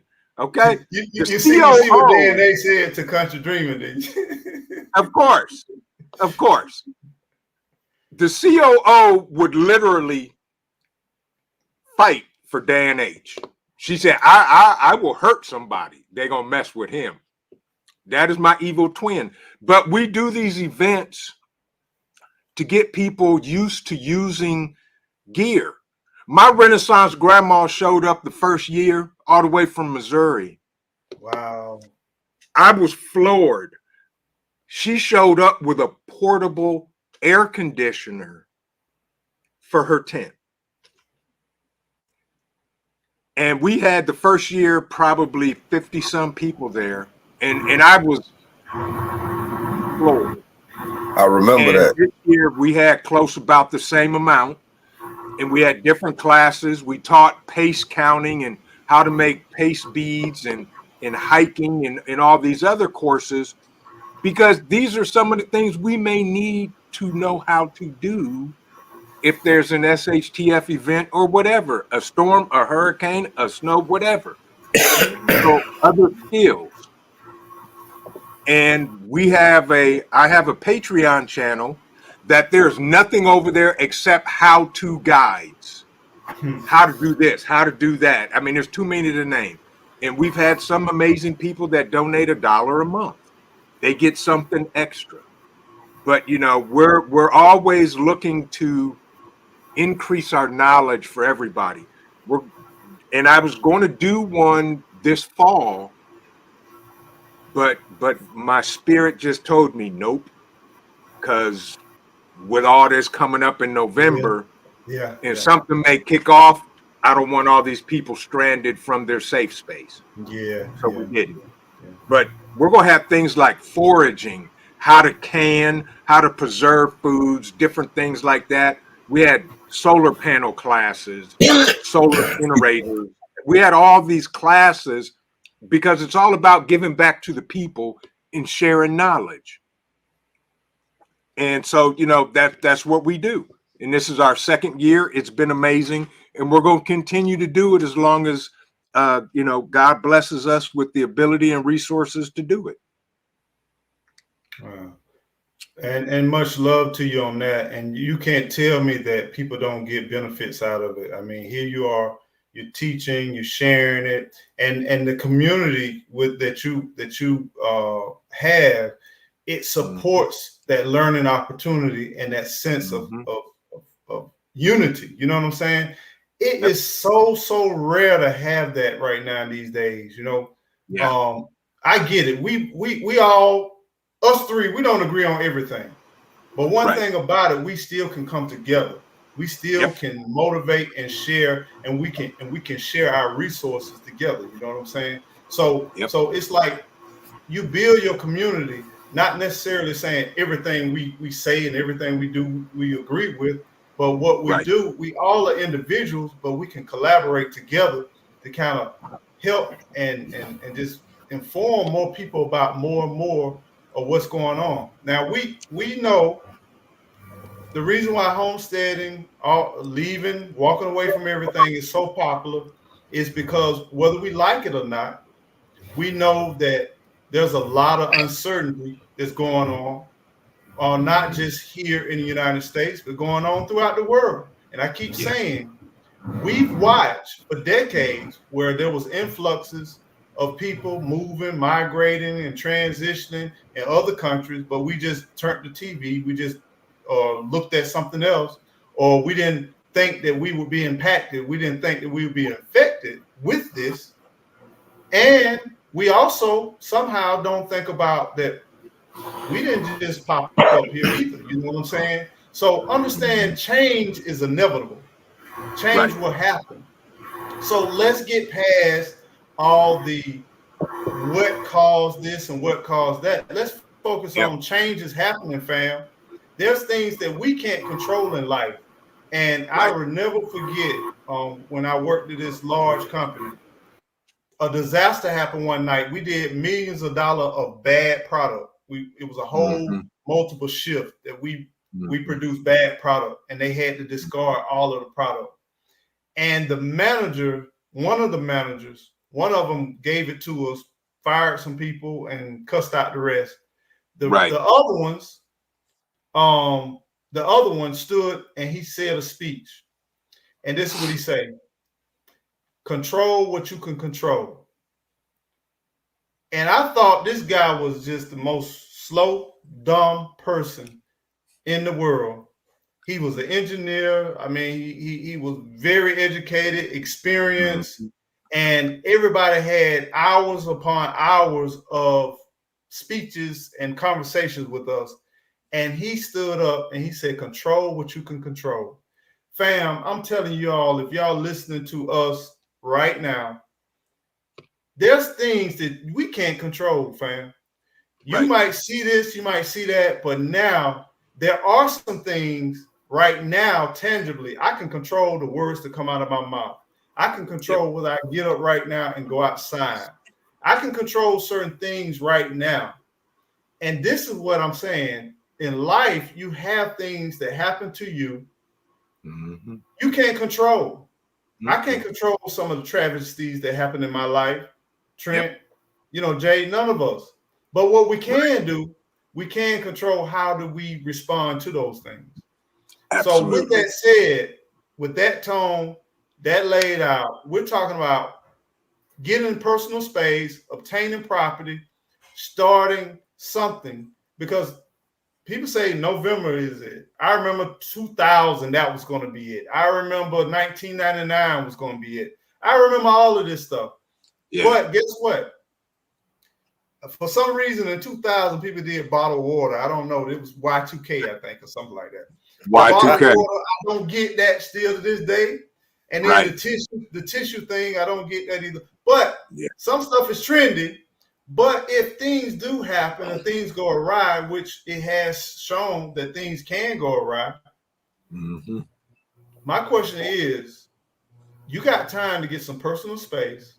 You got time to just give you a little bit of time to kind of back away from everybody and the chaos that could happen. And I keep telling people, they say, well, all the country folks, they got guns too. Yeah, they got guns too, but I'd rather go back and forth with 20 cats, country cats, than a half a million. You know what I'm saying? And so my thing is, you need a little space, fam. You need a little space. And the worst thing can happen, you got a little getaway. You got a little bungalow somewhere, tucked in the woods somewhere.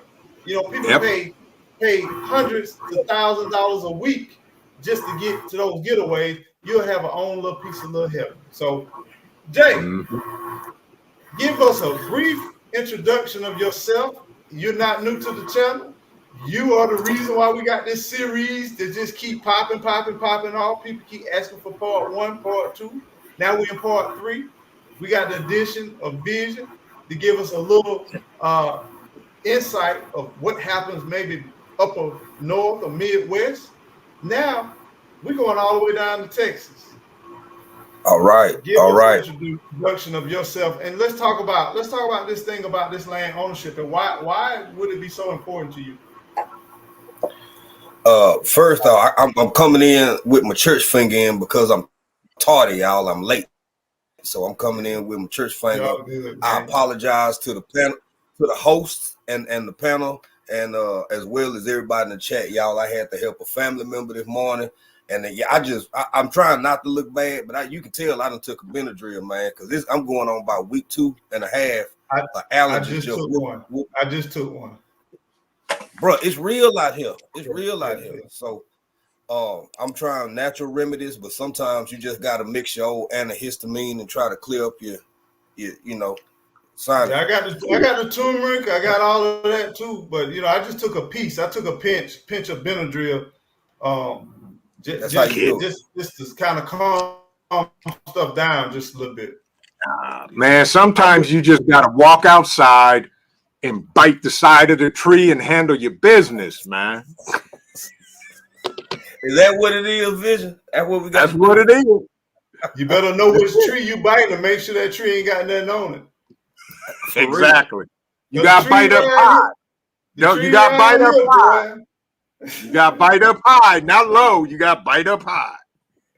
Well, everybody ain't as tall as both of y'all. I'm just right at 6 foot. Y'all some tall dudes. See, I've been and got a mouthful of wasps going out there trying to bite trees. I've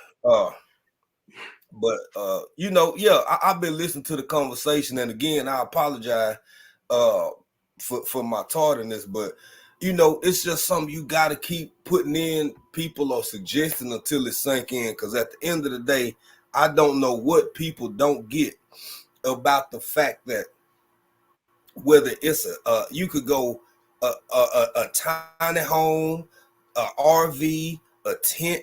If you own land, you literally always have somewhere to be that can't nobody get you off of. Now, we're not gonna go down some of the rabbit holes of deeper things, but yeah, that's gonna take a couple years. If them constables or county sheriff knock on your door because that pink slip been put on your door, or that what I like to call get your A out notice been put on your door, it ain't no bargaining. It ain't no negotiating. They will escort you out and then have the people come set all your stuff out on the curb. I done seen it before, man. I done seen too many people be evicted from their apartments or whatever and literally have all their property set outside. The next thing you know, it's a little flea market. People just calling other folk come through with pickup truck, getting all your stuff. Yep. So that's why I keep talking about land ownership and encouraging people. And we all, doing it for different reasons, from different points of view and different perspectives. And another little tidbit for me is the older I get, the less I like being around folk. Honestly. Yeah, facts. I just do. Facts. Yeah. I always say I don't like people. I don't like people. I love everybody, but I don't like people. I don't like people. That's why I'm out here. Well, I want to drag. Well, for me, I prefer to be in my own controlled environment. Mm-hmm. My problem with a lot of people, you lose a lot of, I don't know. People funny now these days. They're very strange right now these days, and I see things I ain't never seen before in my life. And it used to be where you could figure, this person is a little this, or this person a little that. But now it's like, what in the world going on? I was in Tallahassee yesterday, and I just stopped to take a break. I was in meeting after meeting, and I stopped by the park to take a break. I watched this woman in the park. Mm-hmm. And she started feeding the ducks and the geese, and they just started swarming them. They just came swarming them, and all of a sudden she started fighting the ducks and the geese. And when I'm telling you, she kicking, she hitting them with the bag that she feeding stuff out of. They're not attacking her, right? And then she turns around and stops, and she turns around and feeds them again. And then she started this whole process over again. She's cussing out the geese. She's kicking the geese. And I'm telling you, this is an ordinary day. This is one thing, because, I like to people watch, Go to your big box stores and just sit in the parking lot and just watch. You know what I'm saying? It really tells you things are different. But what I'm trying to say is, fam, people, it's a blessing, but I want to somewhat control some of my environment. I want to buffer and understand. You be saying they'll come get your land. They're gonna come get your land. Do you realize how many millions upon millions of people have land? I'm just a drop in the bucket. They're gonna single me out of everybody. Now if I got a billboard and I'm anti this and anti that, of course they're gonna come knocking on my door. You know what I'm saying? Right. But if I'm just sitting out here in the woods minding my own business, they got a whole lot of bigger fish to fry than little old me. Yep. I agree. I agree. Well, you know, that is one caveat to that might be excuse me, y'all. I'm trying not to be snotting so hard in front of y'all. I will admit this, in my older age, I'm really getting more fond of like-minded people, not just because I want to be I want a yes man or a yes woman, or be surrounded by people who never challenge me or you know, give me pushback. Because like you said earlier, me, you, and Vision might not agree on every little thing about every little thing, but on the bigger scope of things, we all responsible men that tend to have the overall same values. You know what I'm saying? And it's almost like you know, you ever had that one person, like somebody who, not saying you can't be friends with everybody, but as a married man, what if all my friends were single and then they 20s? You know what I'm saying? Problem. That's a problem. Mm-hmm. And that's how I feel about some of these folk out here in the world, man. It ain't that well, no, I don't really like it, but I don't not like it. But you like that 24, 25-year-old little homeboy that think I'm the cool guy at work, and you inviting me to the bar or to the club or Buffalo Wild Wing. Young man, I appreciate your taking a liking to me, and I like you too.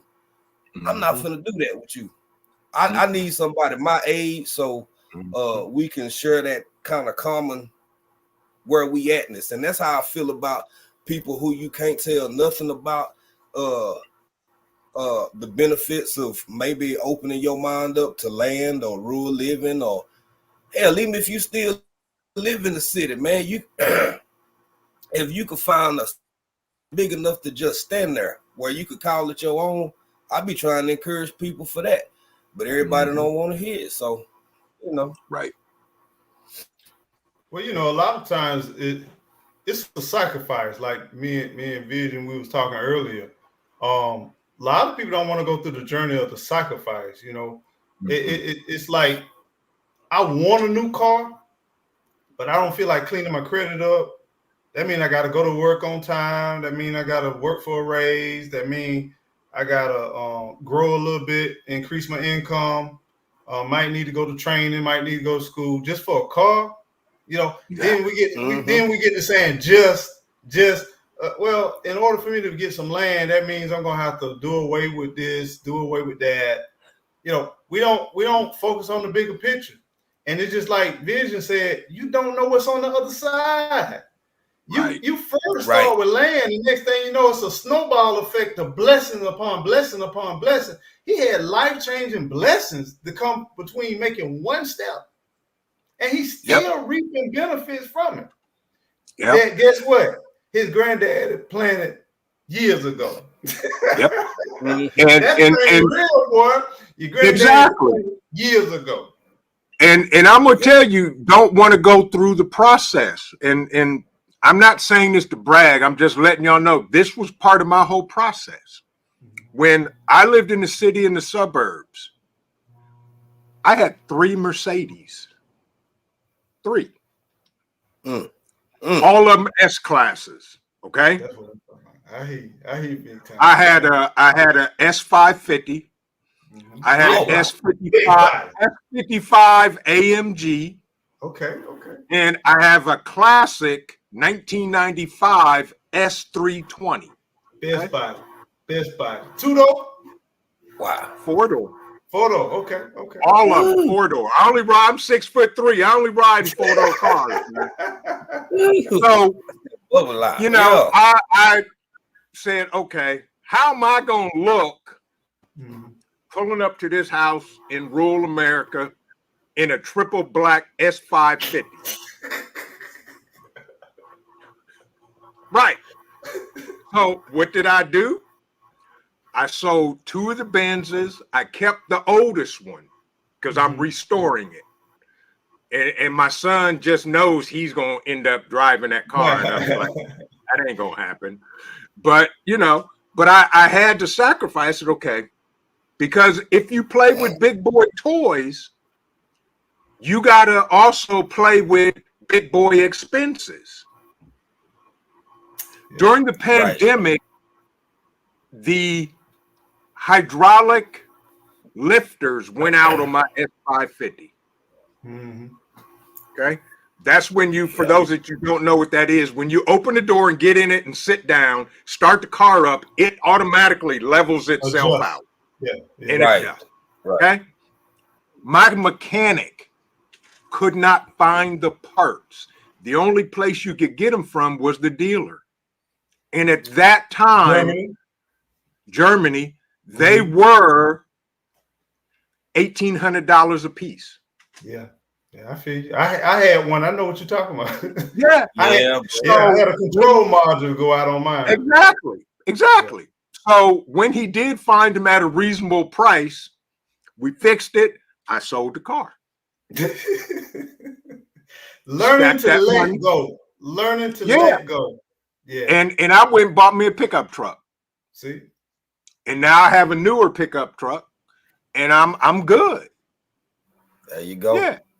My first thing was, okay, if I'm riding up here in this black, my neighbors are gonna be like, what he doing?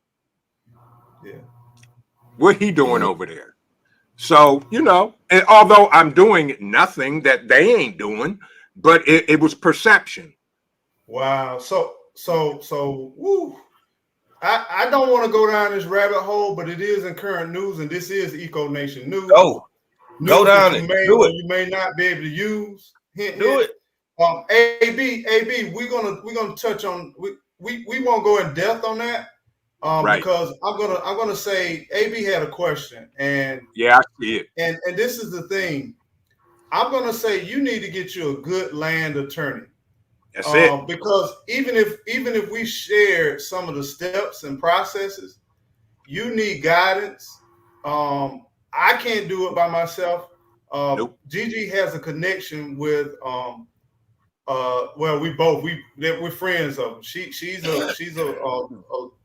specializes in land acquisition. She's an attorney, and so they will develop. They will meet with you. They will counsel with you and get an understanding of what, because we're talking about some depths. What you're asking for is something for some depths, and they all customize. Everybody vision is not the same as Eco and Jay's. You know what I'm saying? He would have specifics of what he will want for his trust, some requirements, some standards, and all of that good stuff.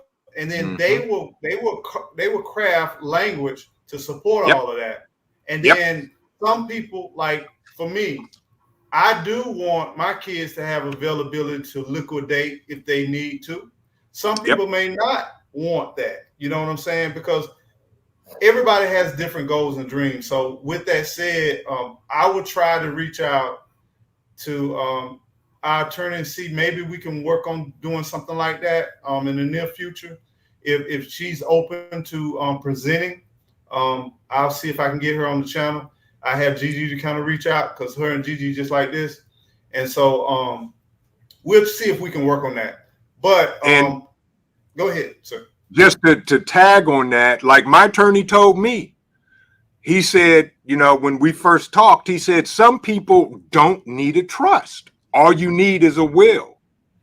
A will will cover a multitude of things. He said, it depends on where you at and what you have. And after we talked, he said, yeah, best thing for me was a trust for what I wanted to provide for my family and futures coming down the line.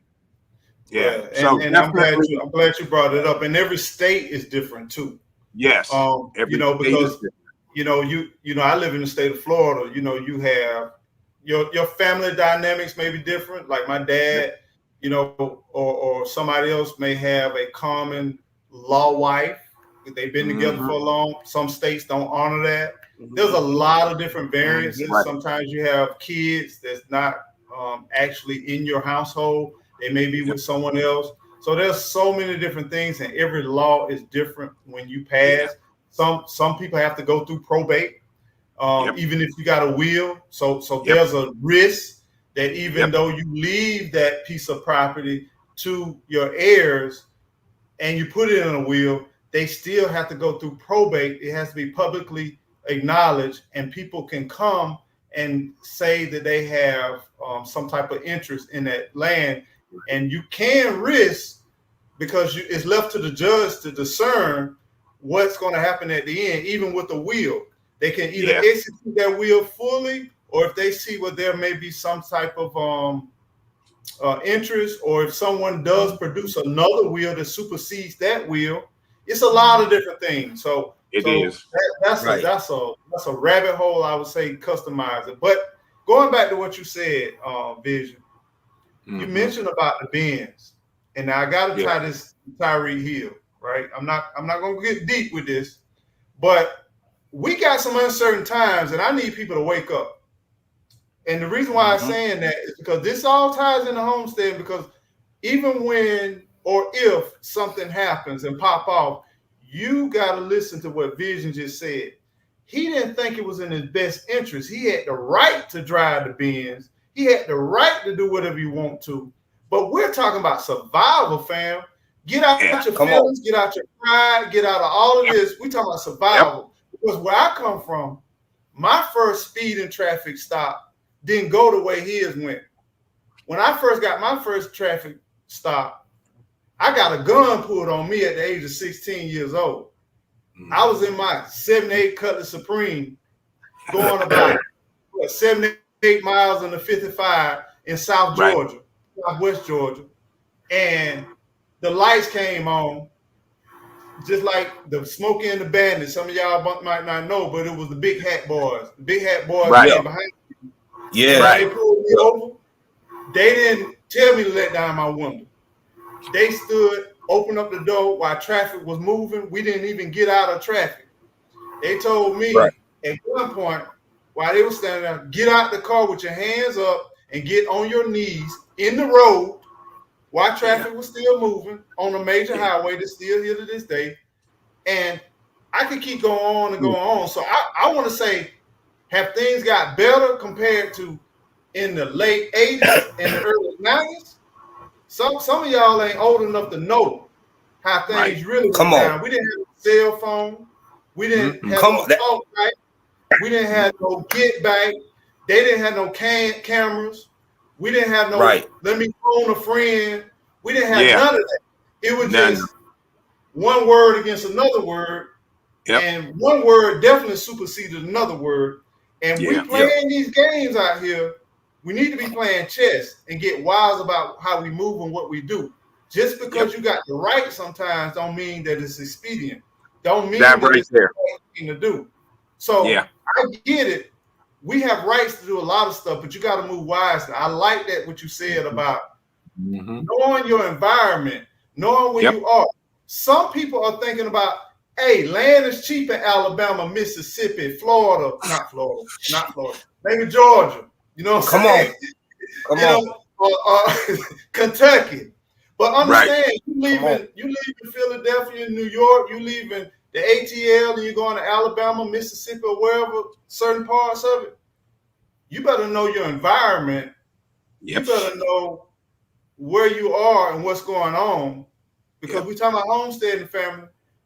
You might have the right to do a lot of things. You might want to impose, and Jay, we talked about it, coming to Africa, moving to Africa, and you sharing your vision, your ideas, and these changes you want to do and how you want to do. Jay said it very beautifully. You need to do this and do this and do this.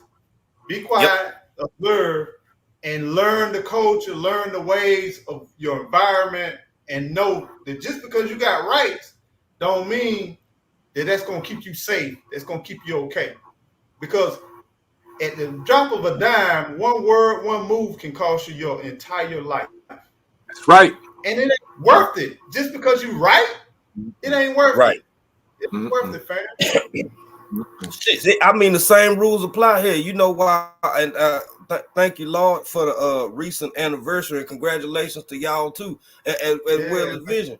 And you know, man, I'm gonna credit myself a little bit, man. Look, whether you right, you can know you right. Sometimes you gotta lose a battle to win the war. Exactly. You could just you be arguing for 2-3 days instead of just saying, baby, you know what? Right, come here, let me rub your feet and let's watch Alf or Hello. whatever. You know, sometimes you just got to do that, man.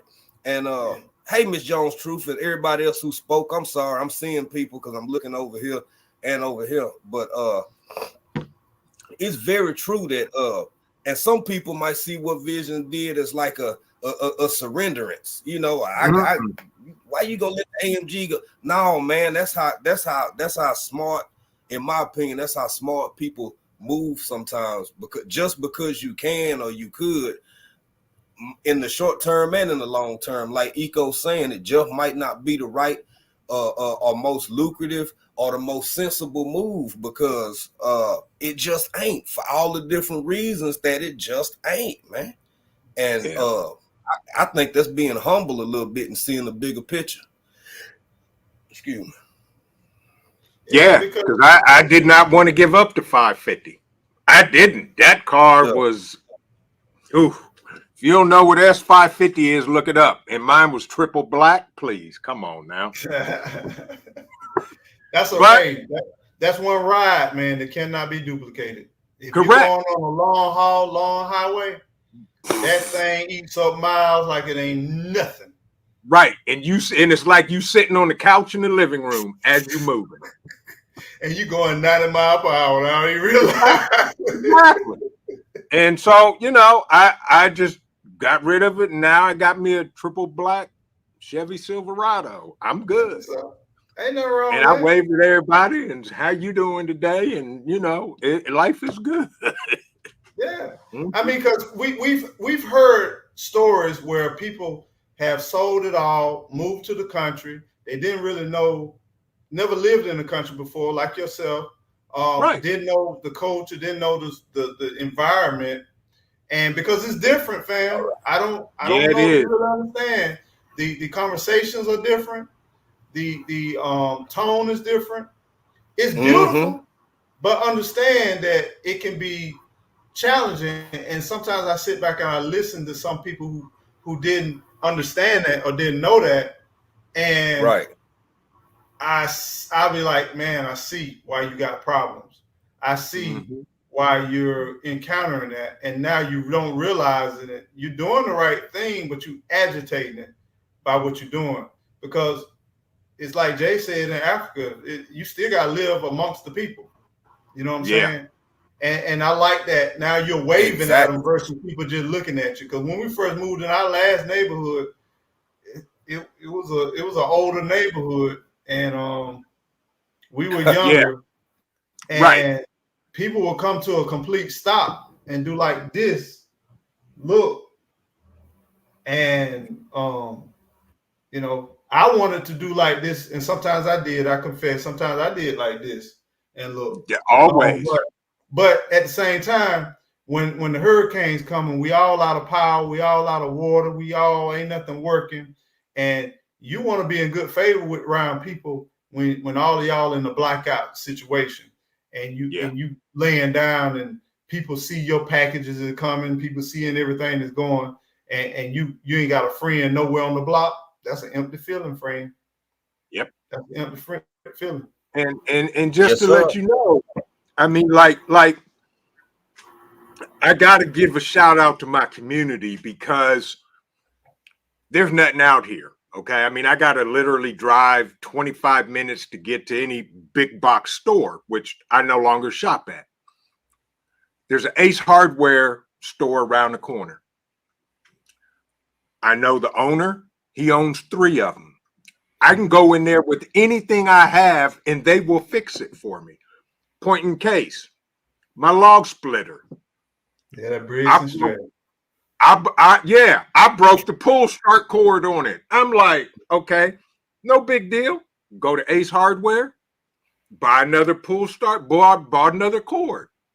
Yeah. Took off the assembly, the spring went, and I was like, what is this? So I went down there, took it with me, talked to the owner. He said, oh, yeah, he going to go on vacation. He said, I got you. I can order the part. It'll be here. I'm leaving, but it'll be here. You can come pick it up. So I went back like 3 days later. The part is there. I looked at it. I said, this don't look like the same one. I don't know how this fits and how this and that. And his wife, who works in that store because they own 3 of them, she said, well, when he gets back, he'll explain it all to you. I said, that's cool. So he gets back. He said, yeah, Briggs and Stratton. So this is it. He said, in the instructions, it literally said you have to cut off the shaft in order to retrofit this new part. He looked at me. He said, bring your log splitter down here. We'll do it for you. See? That's all right. That's all You know, right. now you go ahead, sir. Go ahead. So I'm like, okay. Then I'm thinking as I'm leaving, okay, how much is this going to cost me? So I took it down there Monday. Stopped in yesterday just to see what they got to do. He said, oh, it's fixed. Going back there and get it. I said, how much I owe you? And he gave me a number. I was like, really? He said, yeah, it's fixed. We cut the shaft off, put the part on, started it up. He said, you're good to go. Mm-hmm. So I went back there to pick it up. Not only did they fix it and put the part on, they sharpened the blade on the splitter and all. Exactly. And I'm sitting here like, and I told him, I said, that's why I don't go to big box stores. Because my dad always told me, you take care of people that are in customer service because they'll take care of you. And this is the same place that last month when my pressure well tank went out 1 week, my hot water tank went out the week after, and then part of my air conditioner went ballistic the week after. Went down there every single time. His guy came and changed my pressure tank for $75. Come on, man. Come on. Went down and bought the hot water tank. Their repair guy doesn't work on the weekends. Gave me a discount on a brand new 50-gallon hot water tank. Me and my boy put it in. I'm telling y'all, when you live in rural area and you start there you go. getting to know the people in the area, I'm telling y'all, yep, they will come together and they will help everybody. But you got this is the thing. This is the thing. We have to humble ourselves and we have to be strategic about what we're doing. You're gonna have to open yourself up. Yep. You're gonna have to communicate. But these skill sets are needed. Imagine you can't text, you can't email, you can't put in an order. Some people wouldn't even know how. I'm not talking about everybody, but some people wouldn't even know how to even say hello or even start a conversation with a stranger. You know what I'm saying? We in a day and time where people don't say thank you or don't say please or sir or ma'am or none of that kind of stuff. There's no camaraderie. It's just transactions. You know what I'm saying? Right. These are the things and the skill sets that you will need in a time of desperate situations. Yep. A lot of people don't talk about these things called skill sets. One unique thing about the majority of the country, most people, they only have limited resources and they depend on each other. Yep. And if you piss the wrong people off, you will be without and you will pay dearly. That right there. Things will always be a bump in the road. That right there. This is how we lose our momentum with this stuff, fam. Yep. That's right. And now I walk in there, everybody in the store knows me. I go in and get what I want and talk and mess around with the high school and college kids that joke around with them that work there, even the owner. And now, you know, they know who I am. And I told him, I'm not going to Home Depot or Lowe's because of the customer service. I don't care if it costs me a little bit more to buy it from you. I'm going to do it. Absolutely. And you support you know what, Vision? You exactly. You know what, y'all? I got a place I go, man, stop by 2-3 times a month, and I buy my freedom seeds from them as well as hitting some of them big sales. But I buy my freedom seeds from them, and we had that conversation.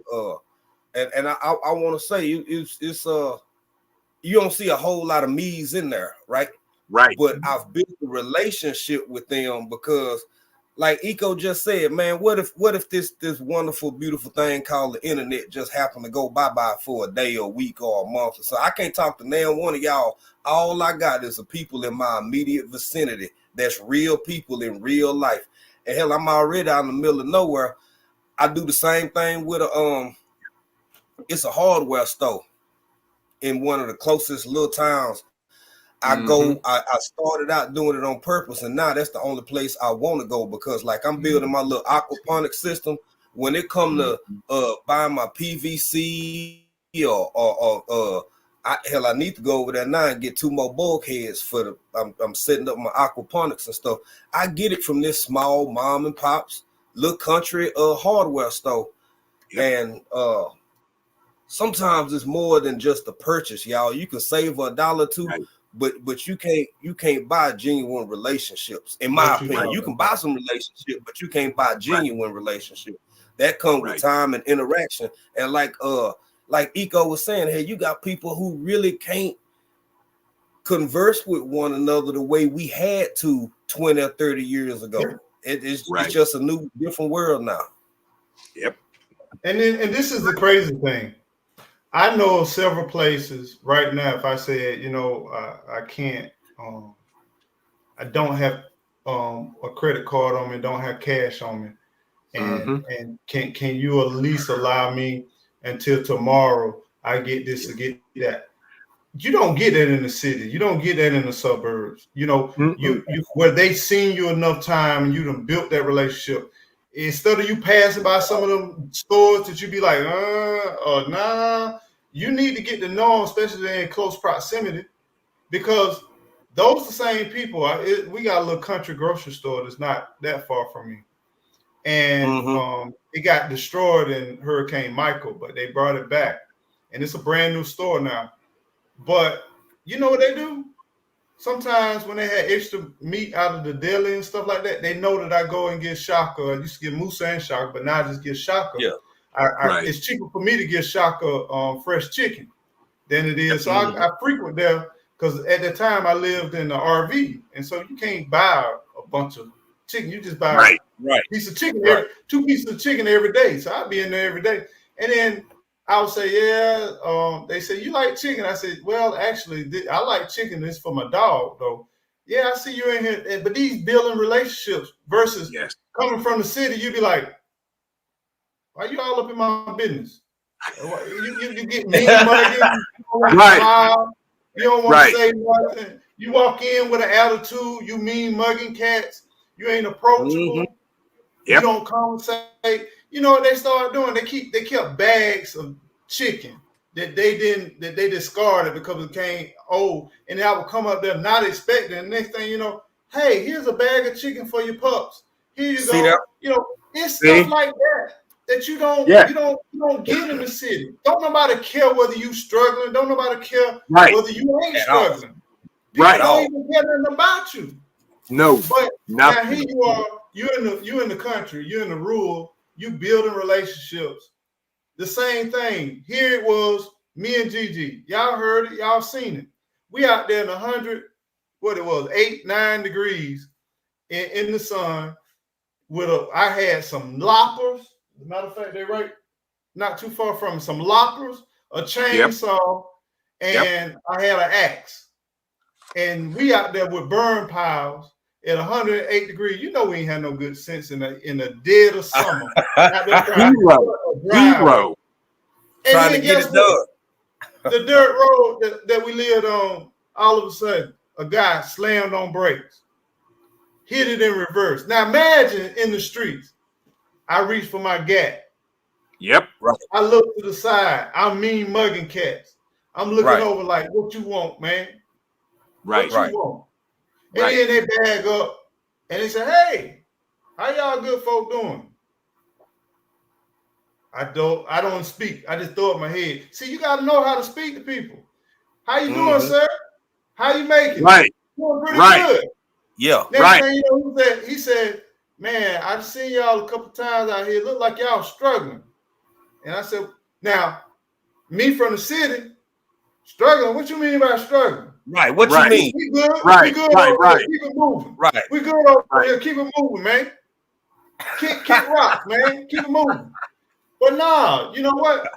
Hey, nothing worth having is worth earning. Well, I can respect that. And guess what he said? He said, I got a brother. He got some equipment.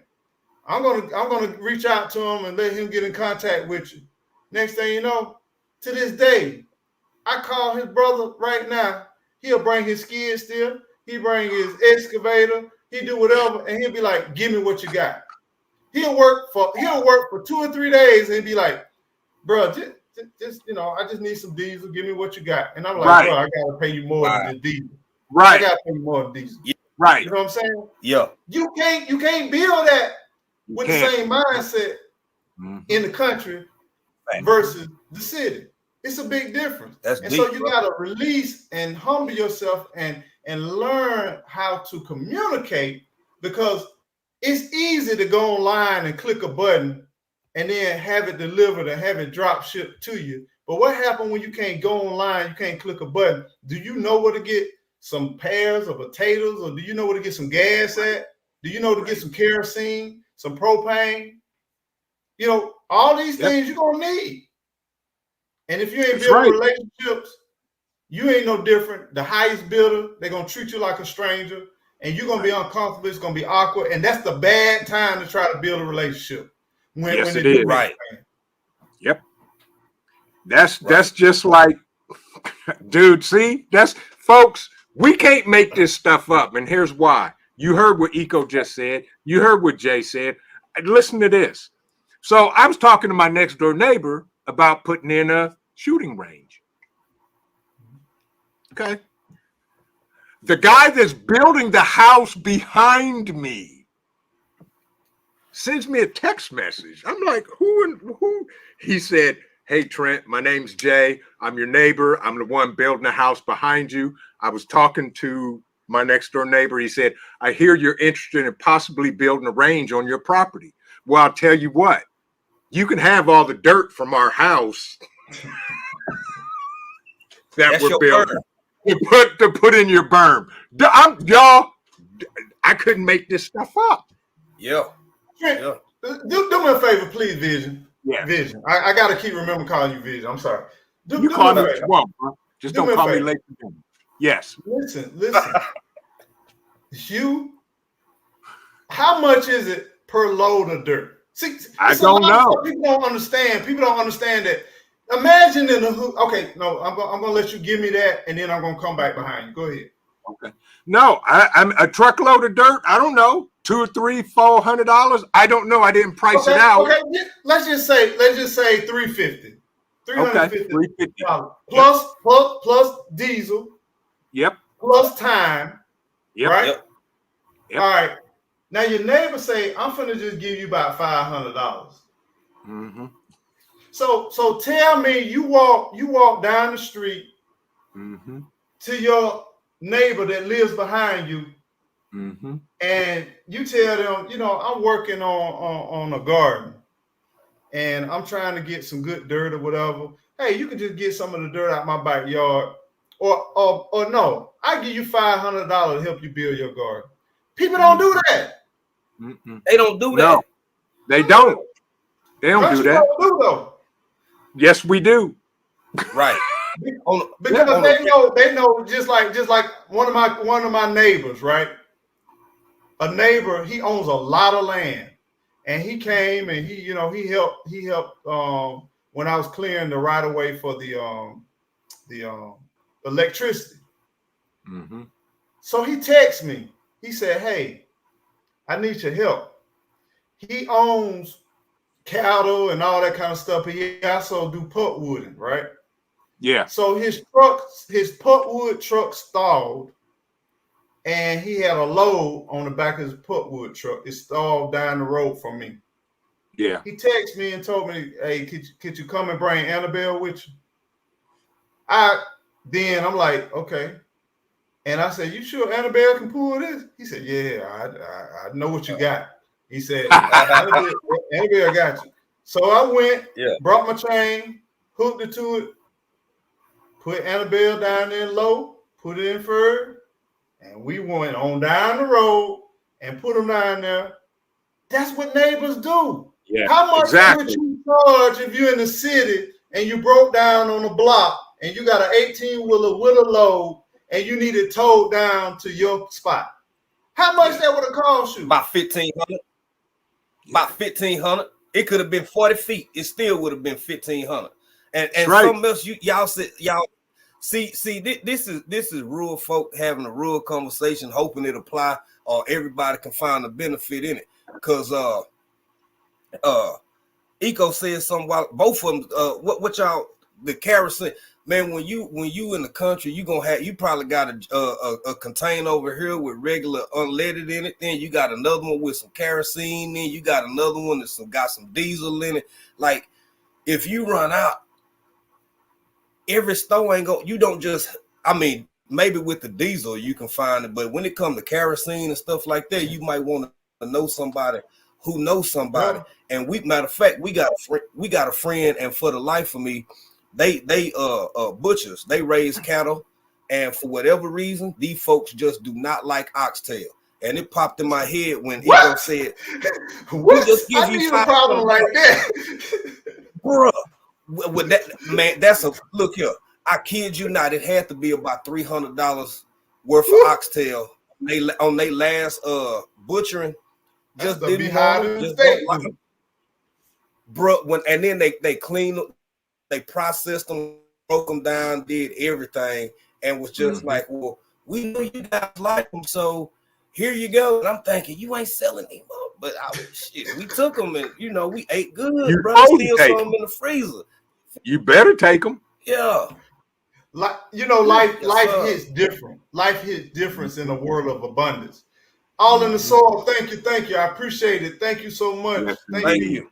We appreciate you too as well. Really appreciate that. So life hits different, fam.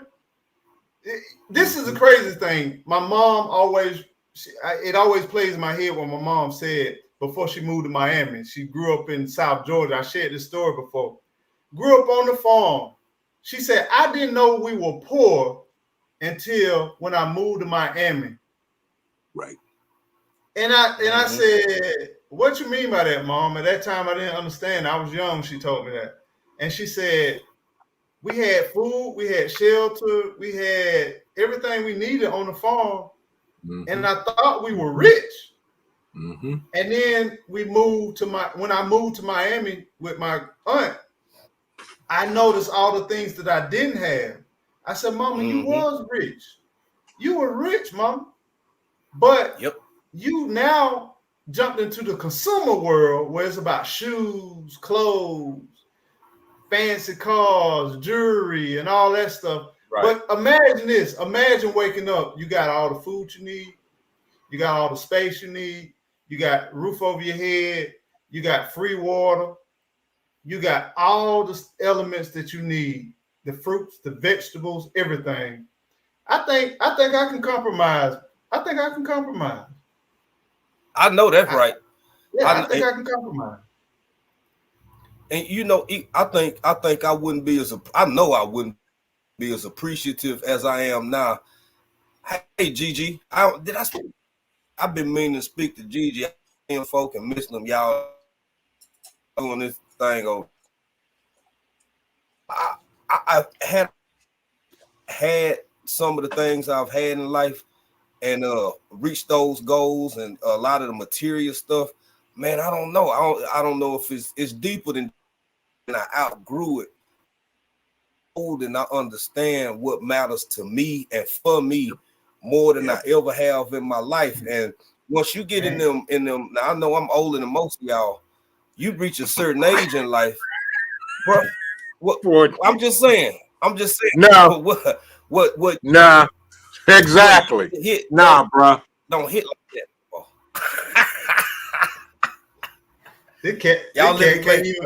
That cat, even when he smiles, he don't rankle. Nah. Yeah. I thought I smelled Similac through the screen. You know. Hey, that's probably what's in his throat. That's what it is. That's what it is. That's exactly what it is. You think it's his sinus, it ain't nothing but Similac. Right, exactly. Hey, y'all keep living. Y'all gonna get here one of these days. Y'all gonna get here. Okay. Okay. Been there, done that, passed it, and doubled it. That is. My Similac done turned into powdered milk now. Right. I got fruits older than you, Jay. But you're absolutely right, though. You're absolutely right, though, Jay. Because when you really think about, we are so blessed with a sense of community, and you get so much negative.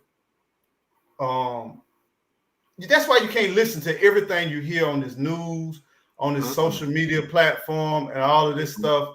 And the things that all of us are describing are things that's not measurable. It's almost like this. When Jay said, you come home and then you go ahead and rub her feet, you can't describe the value that is rubbing her feet. Right. That you get from serving as well as she get from enjoying it. Right.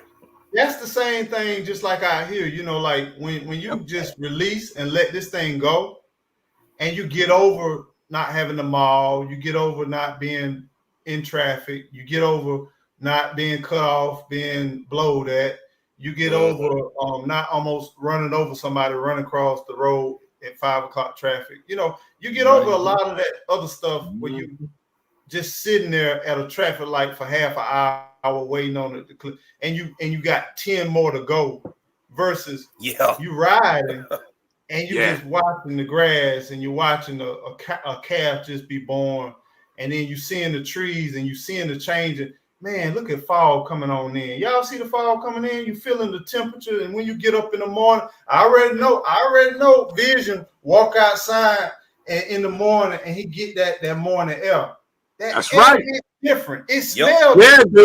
Yeah, dude. Every morning you stand there. I'm gonna be honest. When I first moved out, the very first thing I noticed that it's a different type of darkness out here. Woo! For the first week, I slept strapped. It's a different type of darkness out here, y'all. You're gonna make me confess. You're gonna make me confess. I was like, wait a minute. This is blacker than black. Yes, sir. Literally, unfortunately, you literally could stand there and go like this and not even see your hand. That's how dark it is. But let me ask you a question, Vision. Yeah. I bet you can see better now. Now, bro, I can walk out there at night in the dark with cold, and I can see and watch stuff move. And I'm sitting there like, oh, wait a minute. I got my own personal night vision now. Man. Yeah. I remember I grew up in the country, but I left the country probably like middle school age. And I didn't really return back as far as living in the country. Yeah. I had a little semi-country lifestyle, like suburb type thing. Right. But I forgot what it was to walk through the woods or to walk in grass or walk in a field, and every stick you see, you like snake. Let me tell you, now don't get it twisted. if y'all watch me, I'm always on a nature trail, nature preserve. Florida got a bunch of state parks. But what they don't tell you is they have people that pick up debris. They clean they walkways. They have backpack blowers. It's manicured forest land. Right. But when you go back to organic, and just like you were talking about the nighttime, it took me a while to be adjusted with quietness. Same here. I had this eerie feeling with the quietness. And when I hear something that sounds like it was next to me, but it was yards away, now I can tell the distance. Before it sounded like it was right there up on me, and I couldn't see a thing. And I'm thinking, like, the moon is out, the stars is out. I'm finna walk out here and in the middle of the night and enjoy this country. And then I first got out there, I was like, oh, what is that sound? What that? Right. I went back in the RV. And I'm like, am I really ready for this? Yep. Exactly. And I'll never forget at night, I'm hearing this car, this sound, and I'm like, I don't see nothing. Because the car ain't even got to my house yet. That's how quiet it is. You can hear the car down the road coming. Yeah. And then all of a sudden you see the lights. I was like, well, that's weird. I heard it before it even got here. Yeah. Dude, I'm gonna tell you, I was probably the most paranoid of my life the first 7 days I was out here by myself. You did good just to do 7. You did good for 7. But I had my Glockweiler strapped on me. I mean, I slept with it in the bed, on the pillow, you know. And guess what? It took me a minute to go to bed and turn out all the lights in the house. And the crazy thing is they don't want you. No, they don't want me. They don't care less about me. Right. I remember, like, when I say I'm the only one on the block, I mean I'm the only one on the block, but not like a city block, but a country block. Right. But I can hear people talking. Yes. And they well over a mile down the road, and I'm thinking they're in the woods. Right. I hear cows mooing, and I'm thinking they on my property, but I get in the car the next morning, they miles down the road. Yes. But that's what it does. It hits so different. Sound and it gives travel. you a sense of freedom. Yes. A freedom to not clog your brain. And you don't realize that other people's noise is pollution to you.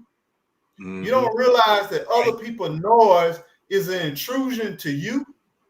But when you get able to make your own noise, I'm the loudest one on the block. I'm the loudest person on the block. I'm the most turned on the block. It gives a totally different sense. You know what I'm saying? I don't have to cut down my music when I want to do my Bluetooth radio. I don't have to cut it down. When I want to walk butt naked out here, I don't have to. See, I better you than me, because I was gonna say that. See, you know, I'll go out the backyard, drag the COO out the house, and do groceries. Hey! Don't do like Jay now. Hey! I'm just saying, you have that freedom. Yes, sir. Because you can't see nothing. That's it. It's a beautiful thing. It is a wonderful thing. And you know, it impacts animals. And now with Cole and his crazy self, we go out last night, you know, he come around the back, he take off. And I was like, okay, what's he chasing? And I saw it was a coyote. And he going straight for the road. I'm like, nah, bro, not today. I called him out, called him off. He made a big old circle, came beating around and smells the scent. Went running off into the woods. I called him off again. He came back and he was looking at me like, what, dude? I'm doing what I'm supposed to. Yeah. But it's different out here, y'all. And I love it. And animals get impacted. I was talking to I had a vet friend of mine a long time ago, and I asked her about it, and she kind of confirmed, because I've seen this documentary. Because I always wondered how, how your dog, I'm just focusing on dogs right now. Dogs can smell everything, they can hear damn near everything, right? When animals are in the city, like say you got a dog down in Third Ward. Let's do Dallas. You got a dog in Oak Cliff. So this dog hears sirens all day. They smelling a car exhaust and they just a different restaurant. They just surrounded by, like Eco said, all of this noise pollution and pollution, right? When you got a country dog, they senses are heightened too, and you wonder why your dog running off a mile, 2 miles away, because they picking that scent up in the wind, because they can hear that little rustling that you can't hear yet. Man, your dog can hear that, bro. Way well over there, your dog can hear that. But I can't remember if it returned to him or not. But over the years, domesticated animal, just dogs. I'm sticking on dogs right now. The dogs who grow up in heavily congested or impacted areas, they actually decrease their senses so they won't be overwhelmed. I think humans do the same thing. I think we survive in populated areas by tuning stuff out. You tune out the person crying for help. You tune out the loud noise over here. You tune out that restaurant or that house that always stink. You wonder who in it, what happened, if it's a body or whatever. You just tune stuff out. Getting back to nature, and that's something Eco talk about all the time, and I think he do a better job at it than I do, because sometimes I hear that rustling and I still be like, you know what I'm saying, but it changed you, and I think it's a change for the better, in my opinion. And you're right, because the COO will come out and she'll hear something and look at me like I'm supposed to get up and go over there and, rip the tree out the ground looking for it. And I tell her, I said, no, that was a chipmunk. Yeah. Or that was a squirrel. Yep. That was a possum. So one night we're sitting on the back patio, Cole's just sitting there. All of a sudden he's like, boom, gone. She's like, what the world? I said, don't you see that possum over there? So I had to call him off, and I told her, I said, that's a possum. Just look. And she was like, how do you see that? And I told her, I got night vision. That is. And this is the thing. Imagine to the stimuli or the stimulants in your brain, your nervous system that are being awakened and heightened. Yes. And imagine the benefits of that. You start noticing not only do your sight get better, your sense of smell, your sense of taste, touch, all of that. It opens up dead spots like what Jay was talking about, that you become numb or some people never experience, never have tapped into that. Right. And then we don't know what benefit chemicals that they can give you far as your stress levels, your serotonin, your hormones, all of that stuff, because it was here in nature. Yeah. We are creatures of nature. And I like what you said, Vision, because what I've learned to do is I can tell that's a deer. Mm-hmm. That's without even seeing it. I can hear it in the woods. You know what I'm saying? I can tell the stride and trampling of a bunny rabbit versus a raccoon. You know what I'm saying? Or an armadillo. You definitely, an armadillo sound like they a bull in a china shop. You know what I'm saying? Coming through the woods, and you be like, that's an armadillo. I already know. So all of these things, even a squirrel, you can hear it hop, jump from place to place. That's definitely a squirrel. Or that's a chipmunk. Never had a chipmunk in my life. Never seen one except for Alvin and the Chipmunks until I came out here. I simply love those little cute little things, man. Same here. And Cole chases them all day long, and he ain't never gonna catch one. Never. Man, I be watching how the rabbits be just dogging out my dogs, man. Right. I see them take off to the right, and he'll come back around on the backside of me. One time, a rabbit almost tripped me over. He was coming out the woods on the completely opposite side from which they were going, and they thought they were doing something. Right. They thought they were doing something. Right. So you gotta have a certain type of dog. Yeah, we had a wild turkey out here, and Cole saw this turkey. Turkey's probably 3 feet tall, and Cole just knew he was gonna get this turkey, his first kill, and he's gonna bring it back to mom and dad.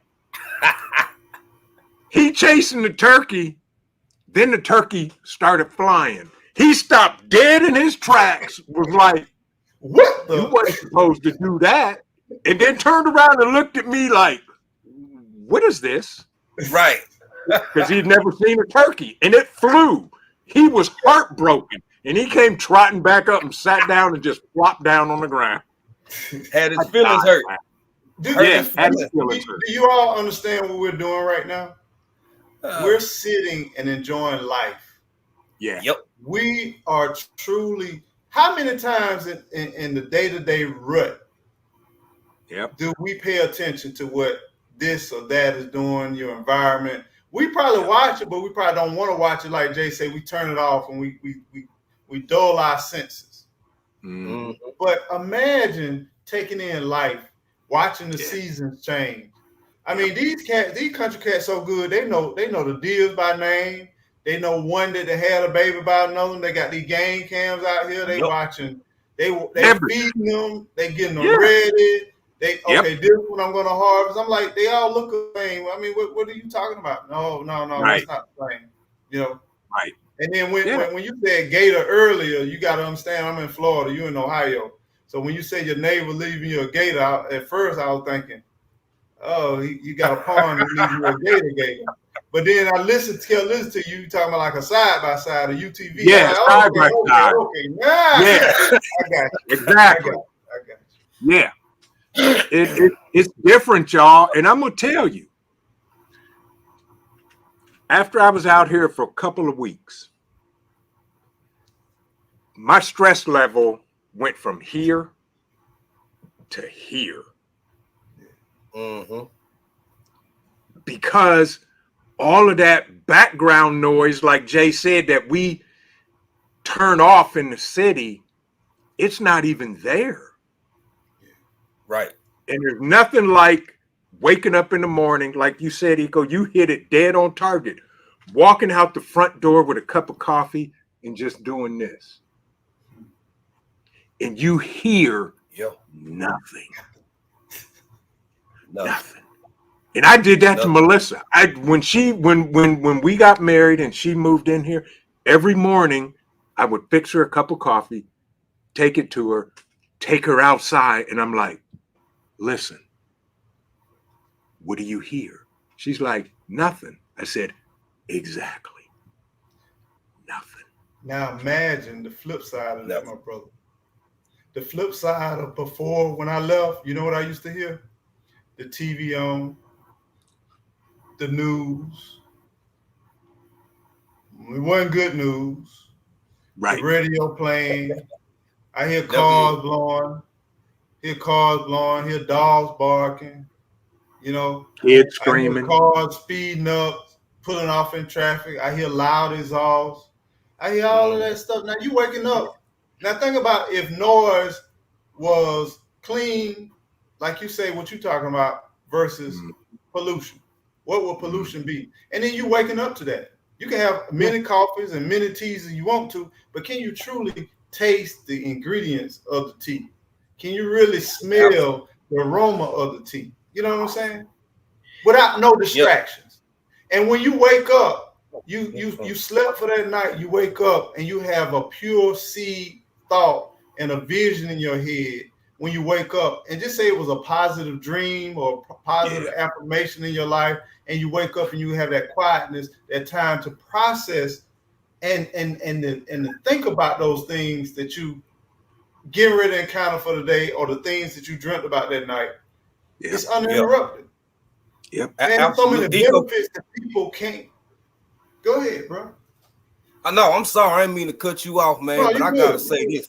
Something that's helping me. Because I had I ain't no different from nobody else, but I had a high stress occupation for a couple of years in my life. So I lived with my cortisol levels like way up here.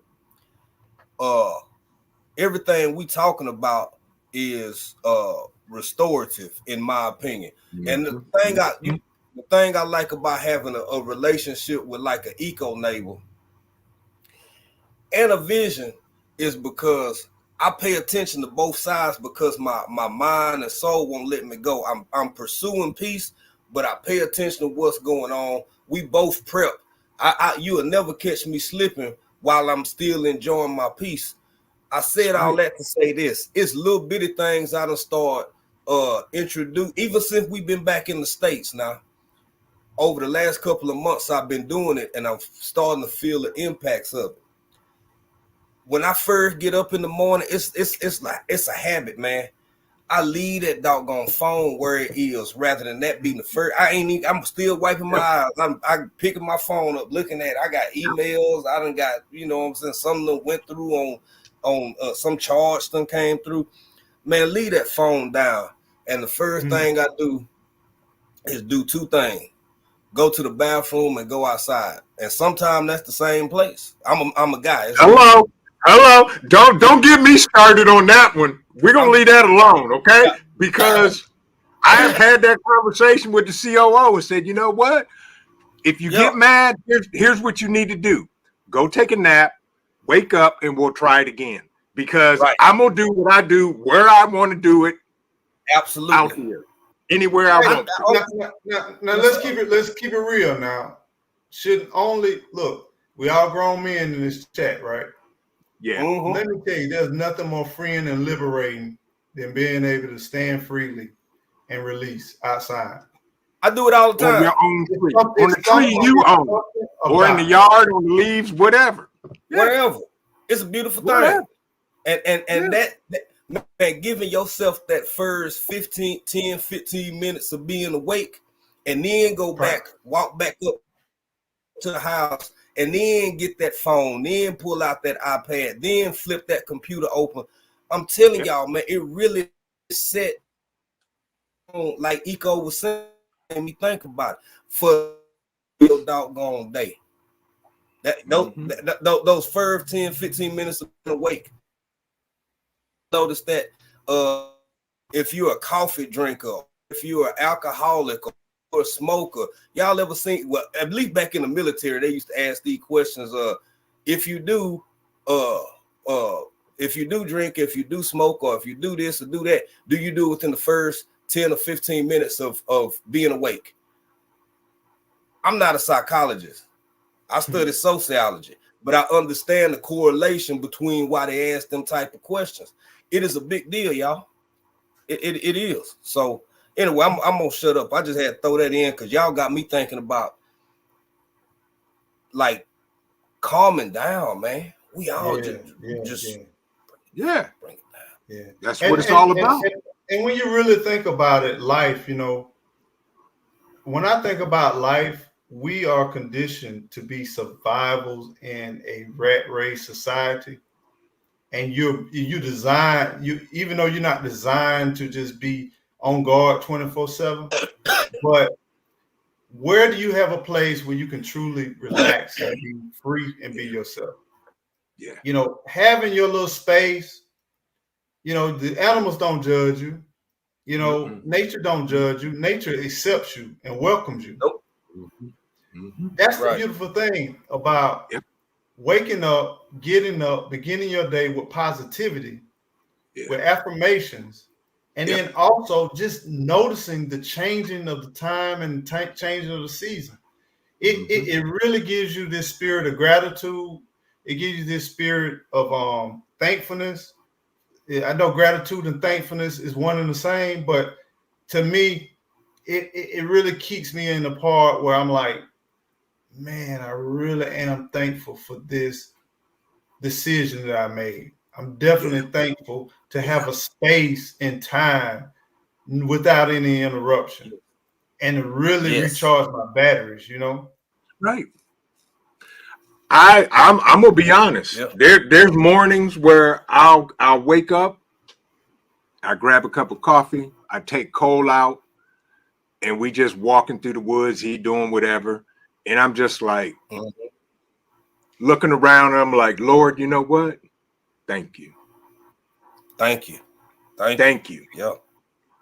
I don't deserve it, but thank you.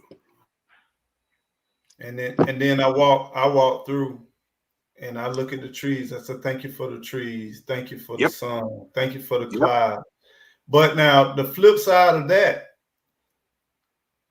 imagine waking up in the neighborhood with cold.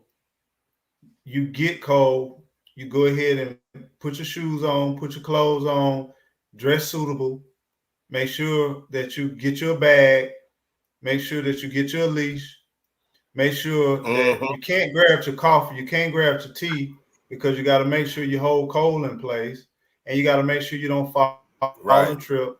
And then you walk down the sidewalk and you hope the cold don't drop it right there in front of the door. Then you take them further, then you walk, and then you stop. You're looking around before you walk outside your driveway. You're looking to the left, you're looking to the right, you're looking to the side. Then you might see somebody coming with another pit bull, Rottweiler, or whatever, and then you say, I can't go that way, even though I would like to go that way. I'm going to turn this way. And then you walk down there, and then Cole might use the bathroom, and then somebody come out and say, hey, what are you doing? Don't let your dog piss in my yard, you know. And then you go down the road a little bit further, and then he hit a spot. Then you get your plastic bag out your pocket. Imagine that versus what he just described. Right, because the first problem is Cole has never been on a leash. That's the same thing. Mine would lose his mind. Cole does. If you leash him, he's instantly going to grab the leash, and he's all over the place. I take the leash off, and he stays right there. Where I go, he goes. He ain't never been on a leash other than going to the vet. And taking him to the vet is a whole adventure in itself. Because he's like, what are we doing? Why I gotta get in the truck? Why can't I just run in the woods and run down the driveway and chase frogs? Yeah. And it's speaking of this, man, it's different because these people, there are folks in this world. There are folks in this world who, now both of y'all parents, so I know y'all probably relate to this. Some folk, especially when it comes to vet visits or just being in the city or town with your animal, everybody want to be your pet parent. Folks will tell you what you should be doing, how you should be doing it. You ain't got the right kind of leash on them, or that ain't good for them. Don't put a choke chain on. This is my dog. I know why I got a choke chain on her. She a pit bull. She crazy as hell. I got my kid. You feel me? Yeah. And you should buy a harness. Well, buy me a harness. Come on. Petco right over there. Let's walk over there together. You buy me a harness for her, and we'll get it right now. You can help me put it on her. I get tired of that, man. And then I had one woman say, you should socialize her. She said, can I touch her? No, can I pet her? I said, no, ma'am, you can't. Well, why? Because I don't want you to touch my dog. That's why. I don't want you to touch my dog. And I don't want my dog touching you. Well, you should socialize her. Bro. Man, I can't deal with it. Already, just listen to that. That's stressful. It is. They be like, yeah. You don't even have that conversation when I let my dog out. He's just out. You know what I'm saying? Right. When I go outside, I'm just outside. I ain't got to justify why I'm doing what I'm doing. Nope. And if I lift up the car hood, I ain't got to explain nobody why I'm lifting up the car hood. If I'm checking my tires, what are you doing, neighbor? How you doing? Anything wrong, man? I just want to be left alone. Leave me alone. I'm good. I'm waiting. I'm waiting on somebody to see Cole and say, "Does he bite?" And I'll be like, "Not me." Well, first off, that's a small barrel. You literally got a barrel over there. So I wouldn't even ask you that question. And it's a dog. Yeah, that's how it eat. It bite. It ain't got no fingers, toes, and nothing there. So it bites something, not me. Like VP said. You know what, man? Hell, I was thinking about getting out. I probably shouldn't because I done took this allergy medication, but Well, we're gonna Y'all bring it got to a me. close anyway, brother. We gotta bring it to a close because I No, got but some I'm things. having fun. I was just gonna say later on, y'all got me not even want to go into town today. I'm gonna wait till tomorrow. I don't even want to be around them. I ain't going. I ain't going. I ain't going nowhere. I Yeah. ain't going nowhere. I'm good. I work from home. So I literally don't have to. My commute is literally 25 steps. My commute to work is 25 steps. Hey, Vision, you need to That's be what I'm safe talking out there in them streets, man. Be safe out there in the Thanks, streets. bro. I know, dude. So your boy, your fur nephew got a bone this big, a femur that's this long and about that round. Yeah. And he's Jesus. laying in the hallway yesterday morning, no lights in the hall. I come down the hall and kick that. Dude, I was ready to sit on the floor and cry like a baby. You can bust up your pinky toe. Yes, Man, that's called workplace hazard, man. exactly. You need to sue the owner of the building. You know what? If I knew he had some money, I would. Hey, you gonna have to go talk to HR, man. I am. Yep. And if I talk to HR, you know what they're gonna tell me? Why didn't you turn the light switch on? It's right there. Yeah. Hey, you don't want to disrupt the mood. So, hey, No. fellas, so we're gonna bring this ship to a close. First of all, I just want to before we close out, I want to leave some closing remarks. I'm gonna start with Vision, if you can, and then anything you got going on in your channel, your space. Make sure y'all put y'all links to your channels, and if y'all love this conversation, love the vibe, please put in the chat and please sub and please follow these amazing gentlemen. And it's a good place. It's a good, safe place to just relax and to just absorb information. Vision shares a lot of resource for information, for preparedness, and just general knowledge of just life and circumstances and what's going on out here in these streets, because we don't need to be in the dark, right? And then we already know Country Dreaming, man. If you don't know about his spirit, something wrong with you, man. He just he's like everybody's brother, man. Or maybe like your favorite uncle if you're real young, you know what I'm saying? So we if you're really real like young. And the Queen April too as well. So Vision, if you can, bring us to a close, sir. First of all, I want to say thank you, Eco, for including me in part 3, because you and Jay was having way too much fun in the first 2, and I was feeling some kind of way, but that's okay. You know, I'm old for a reason. But thank you for allowing me to be here, and folks, the stories and things that we shared has been part of our journey. Yeah. And it can be yours too, no matter what. I mean, our stories are different, but they're so similar. And keep doing what you're doing. And sometimes you got to be with okay, not knowing the outcome of a lot of stuff. Because the majority of the things that you hope, desire, and want are the things you don't know about. I appreciate y'all. I appreciate everybody, and thank you. Vision Preparedness. Y'all can find me on YouTube. Subscribe. Do whatever you want. I'm not gonna say I don't care, but I'm not here to get subscribers up or to make money or tell you need to buy gear from my store. We all gonna die. I'm just out here trying to help one person make it through a disaster, whether it's man-made, natural, or y'all just forgot to pay the light bill. Right. That's it. Right. And I appreciate y'all. Thank you. All right, my brother. Amen. Oh, it's on me? Okay. Yes, sir. Come on, youngster. Yeah, you know. Yes, sir. Yes, sir. You know, I again, I apologize for being late sliding in here, but Man, I want to tell you, it's I had kind of, for one, my schedule, for two, everything I got going on, I had pulled away from content creation the way that I used to do it, and then focus more on videos, right? But if I'm gonna have a collaborative effort with anybody, I want it to be like this right here, because of the power of it.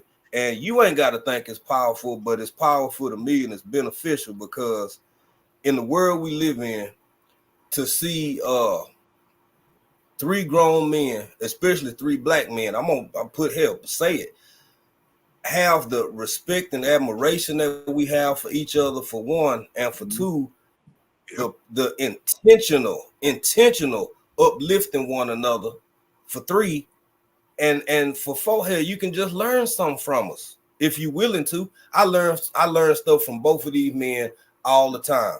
Now, you may not have a way to implement that in your life, but in my living circumstances and choosing to be whatever folk call homesteader, country life, whatever, it's beneficial. I done learned stuff about splitting wood from vision. I know this is my closing and shit, but I'm gonna say this: if you want to get in shape and you about that life, get you about 4-5 swings in, trying to do it the old-fashioned way, and see if you don't find yourself on Amazon looking for the cheapest splitter you can get, baby.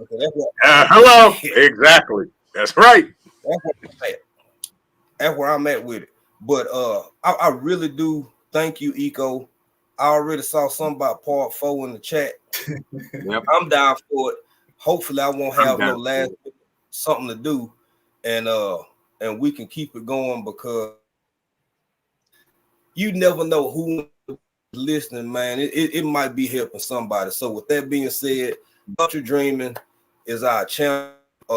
Keep an eye out for some of the videos, some of the product reviews I got coming, and like Vision said, on the preparedness side of who I am, it ain't about zombies or the apocalypse. It's about that next tornado that's sliding up through Houston. It's finna make its way up to where I'm at right now. It's that tornado and that thunderstorm and stuff like that. So yeah, that's it. And again, thank you, Gigi, my sister, and thank you, Eco Neighbor, for having me. I appreciate y'all. And it's such a rarity to meet people of genuineness and the kindness, and then who really care about people. And then also you got a commonality. And I appreciate each and every one of y'all, man. Y'all don't understand.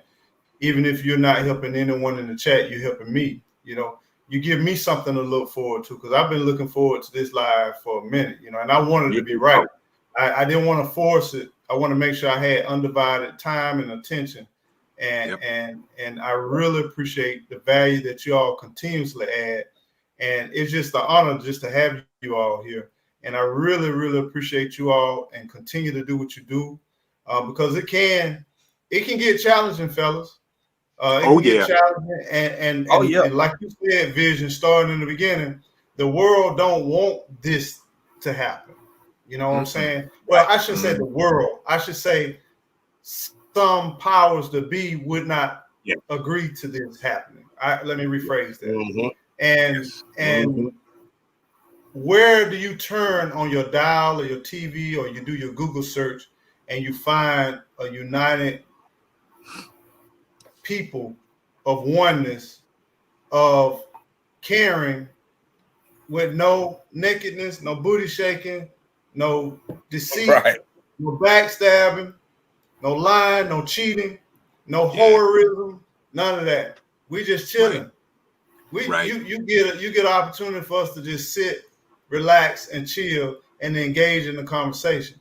So for some people, it's not that many opportunities. And then, like African Dream said, hey, we are a people that are considered Black or African American too, as well, on top of that.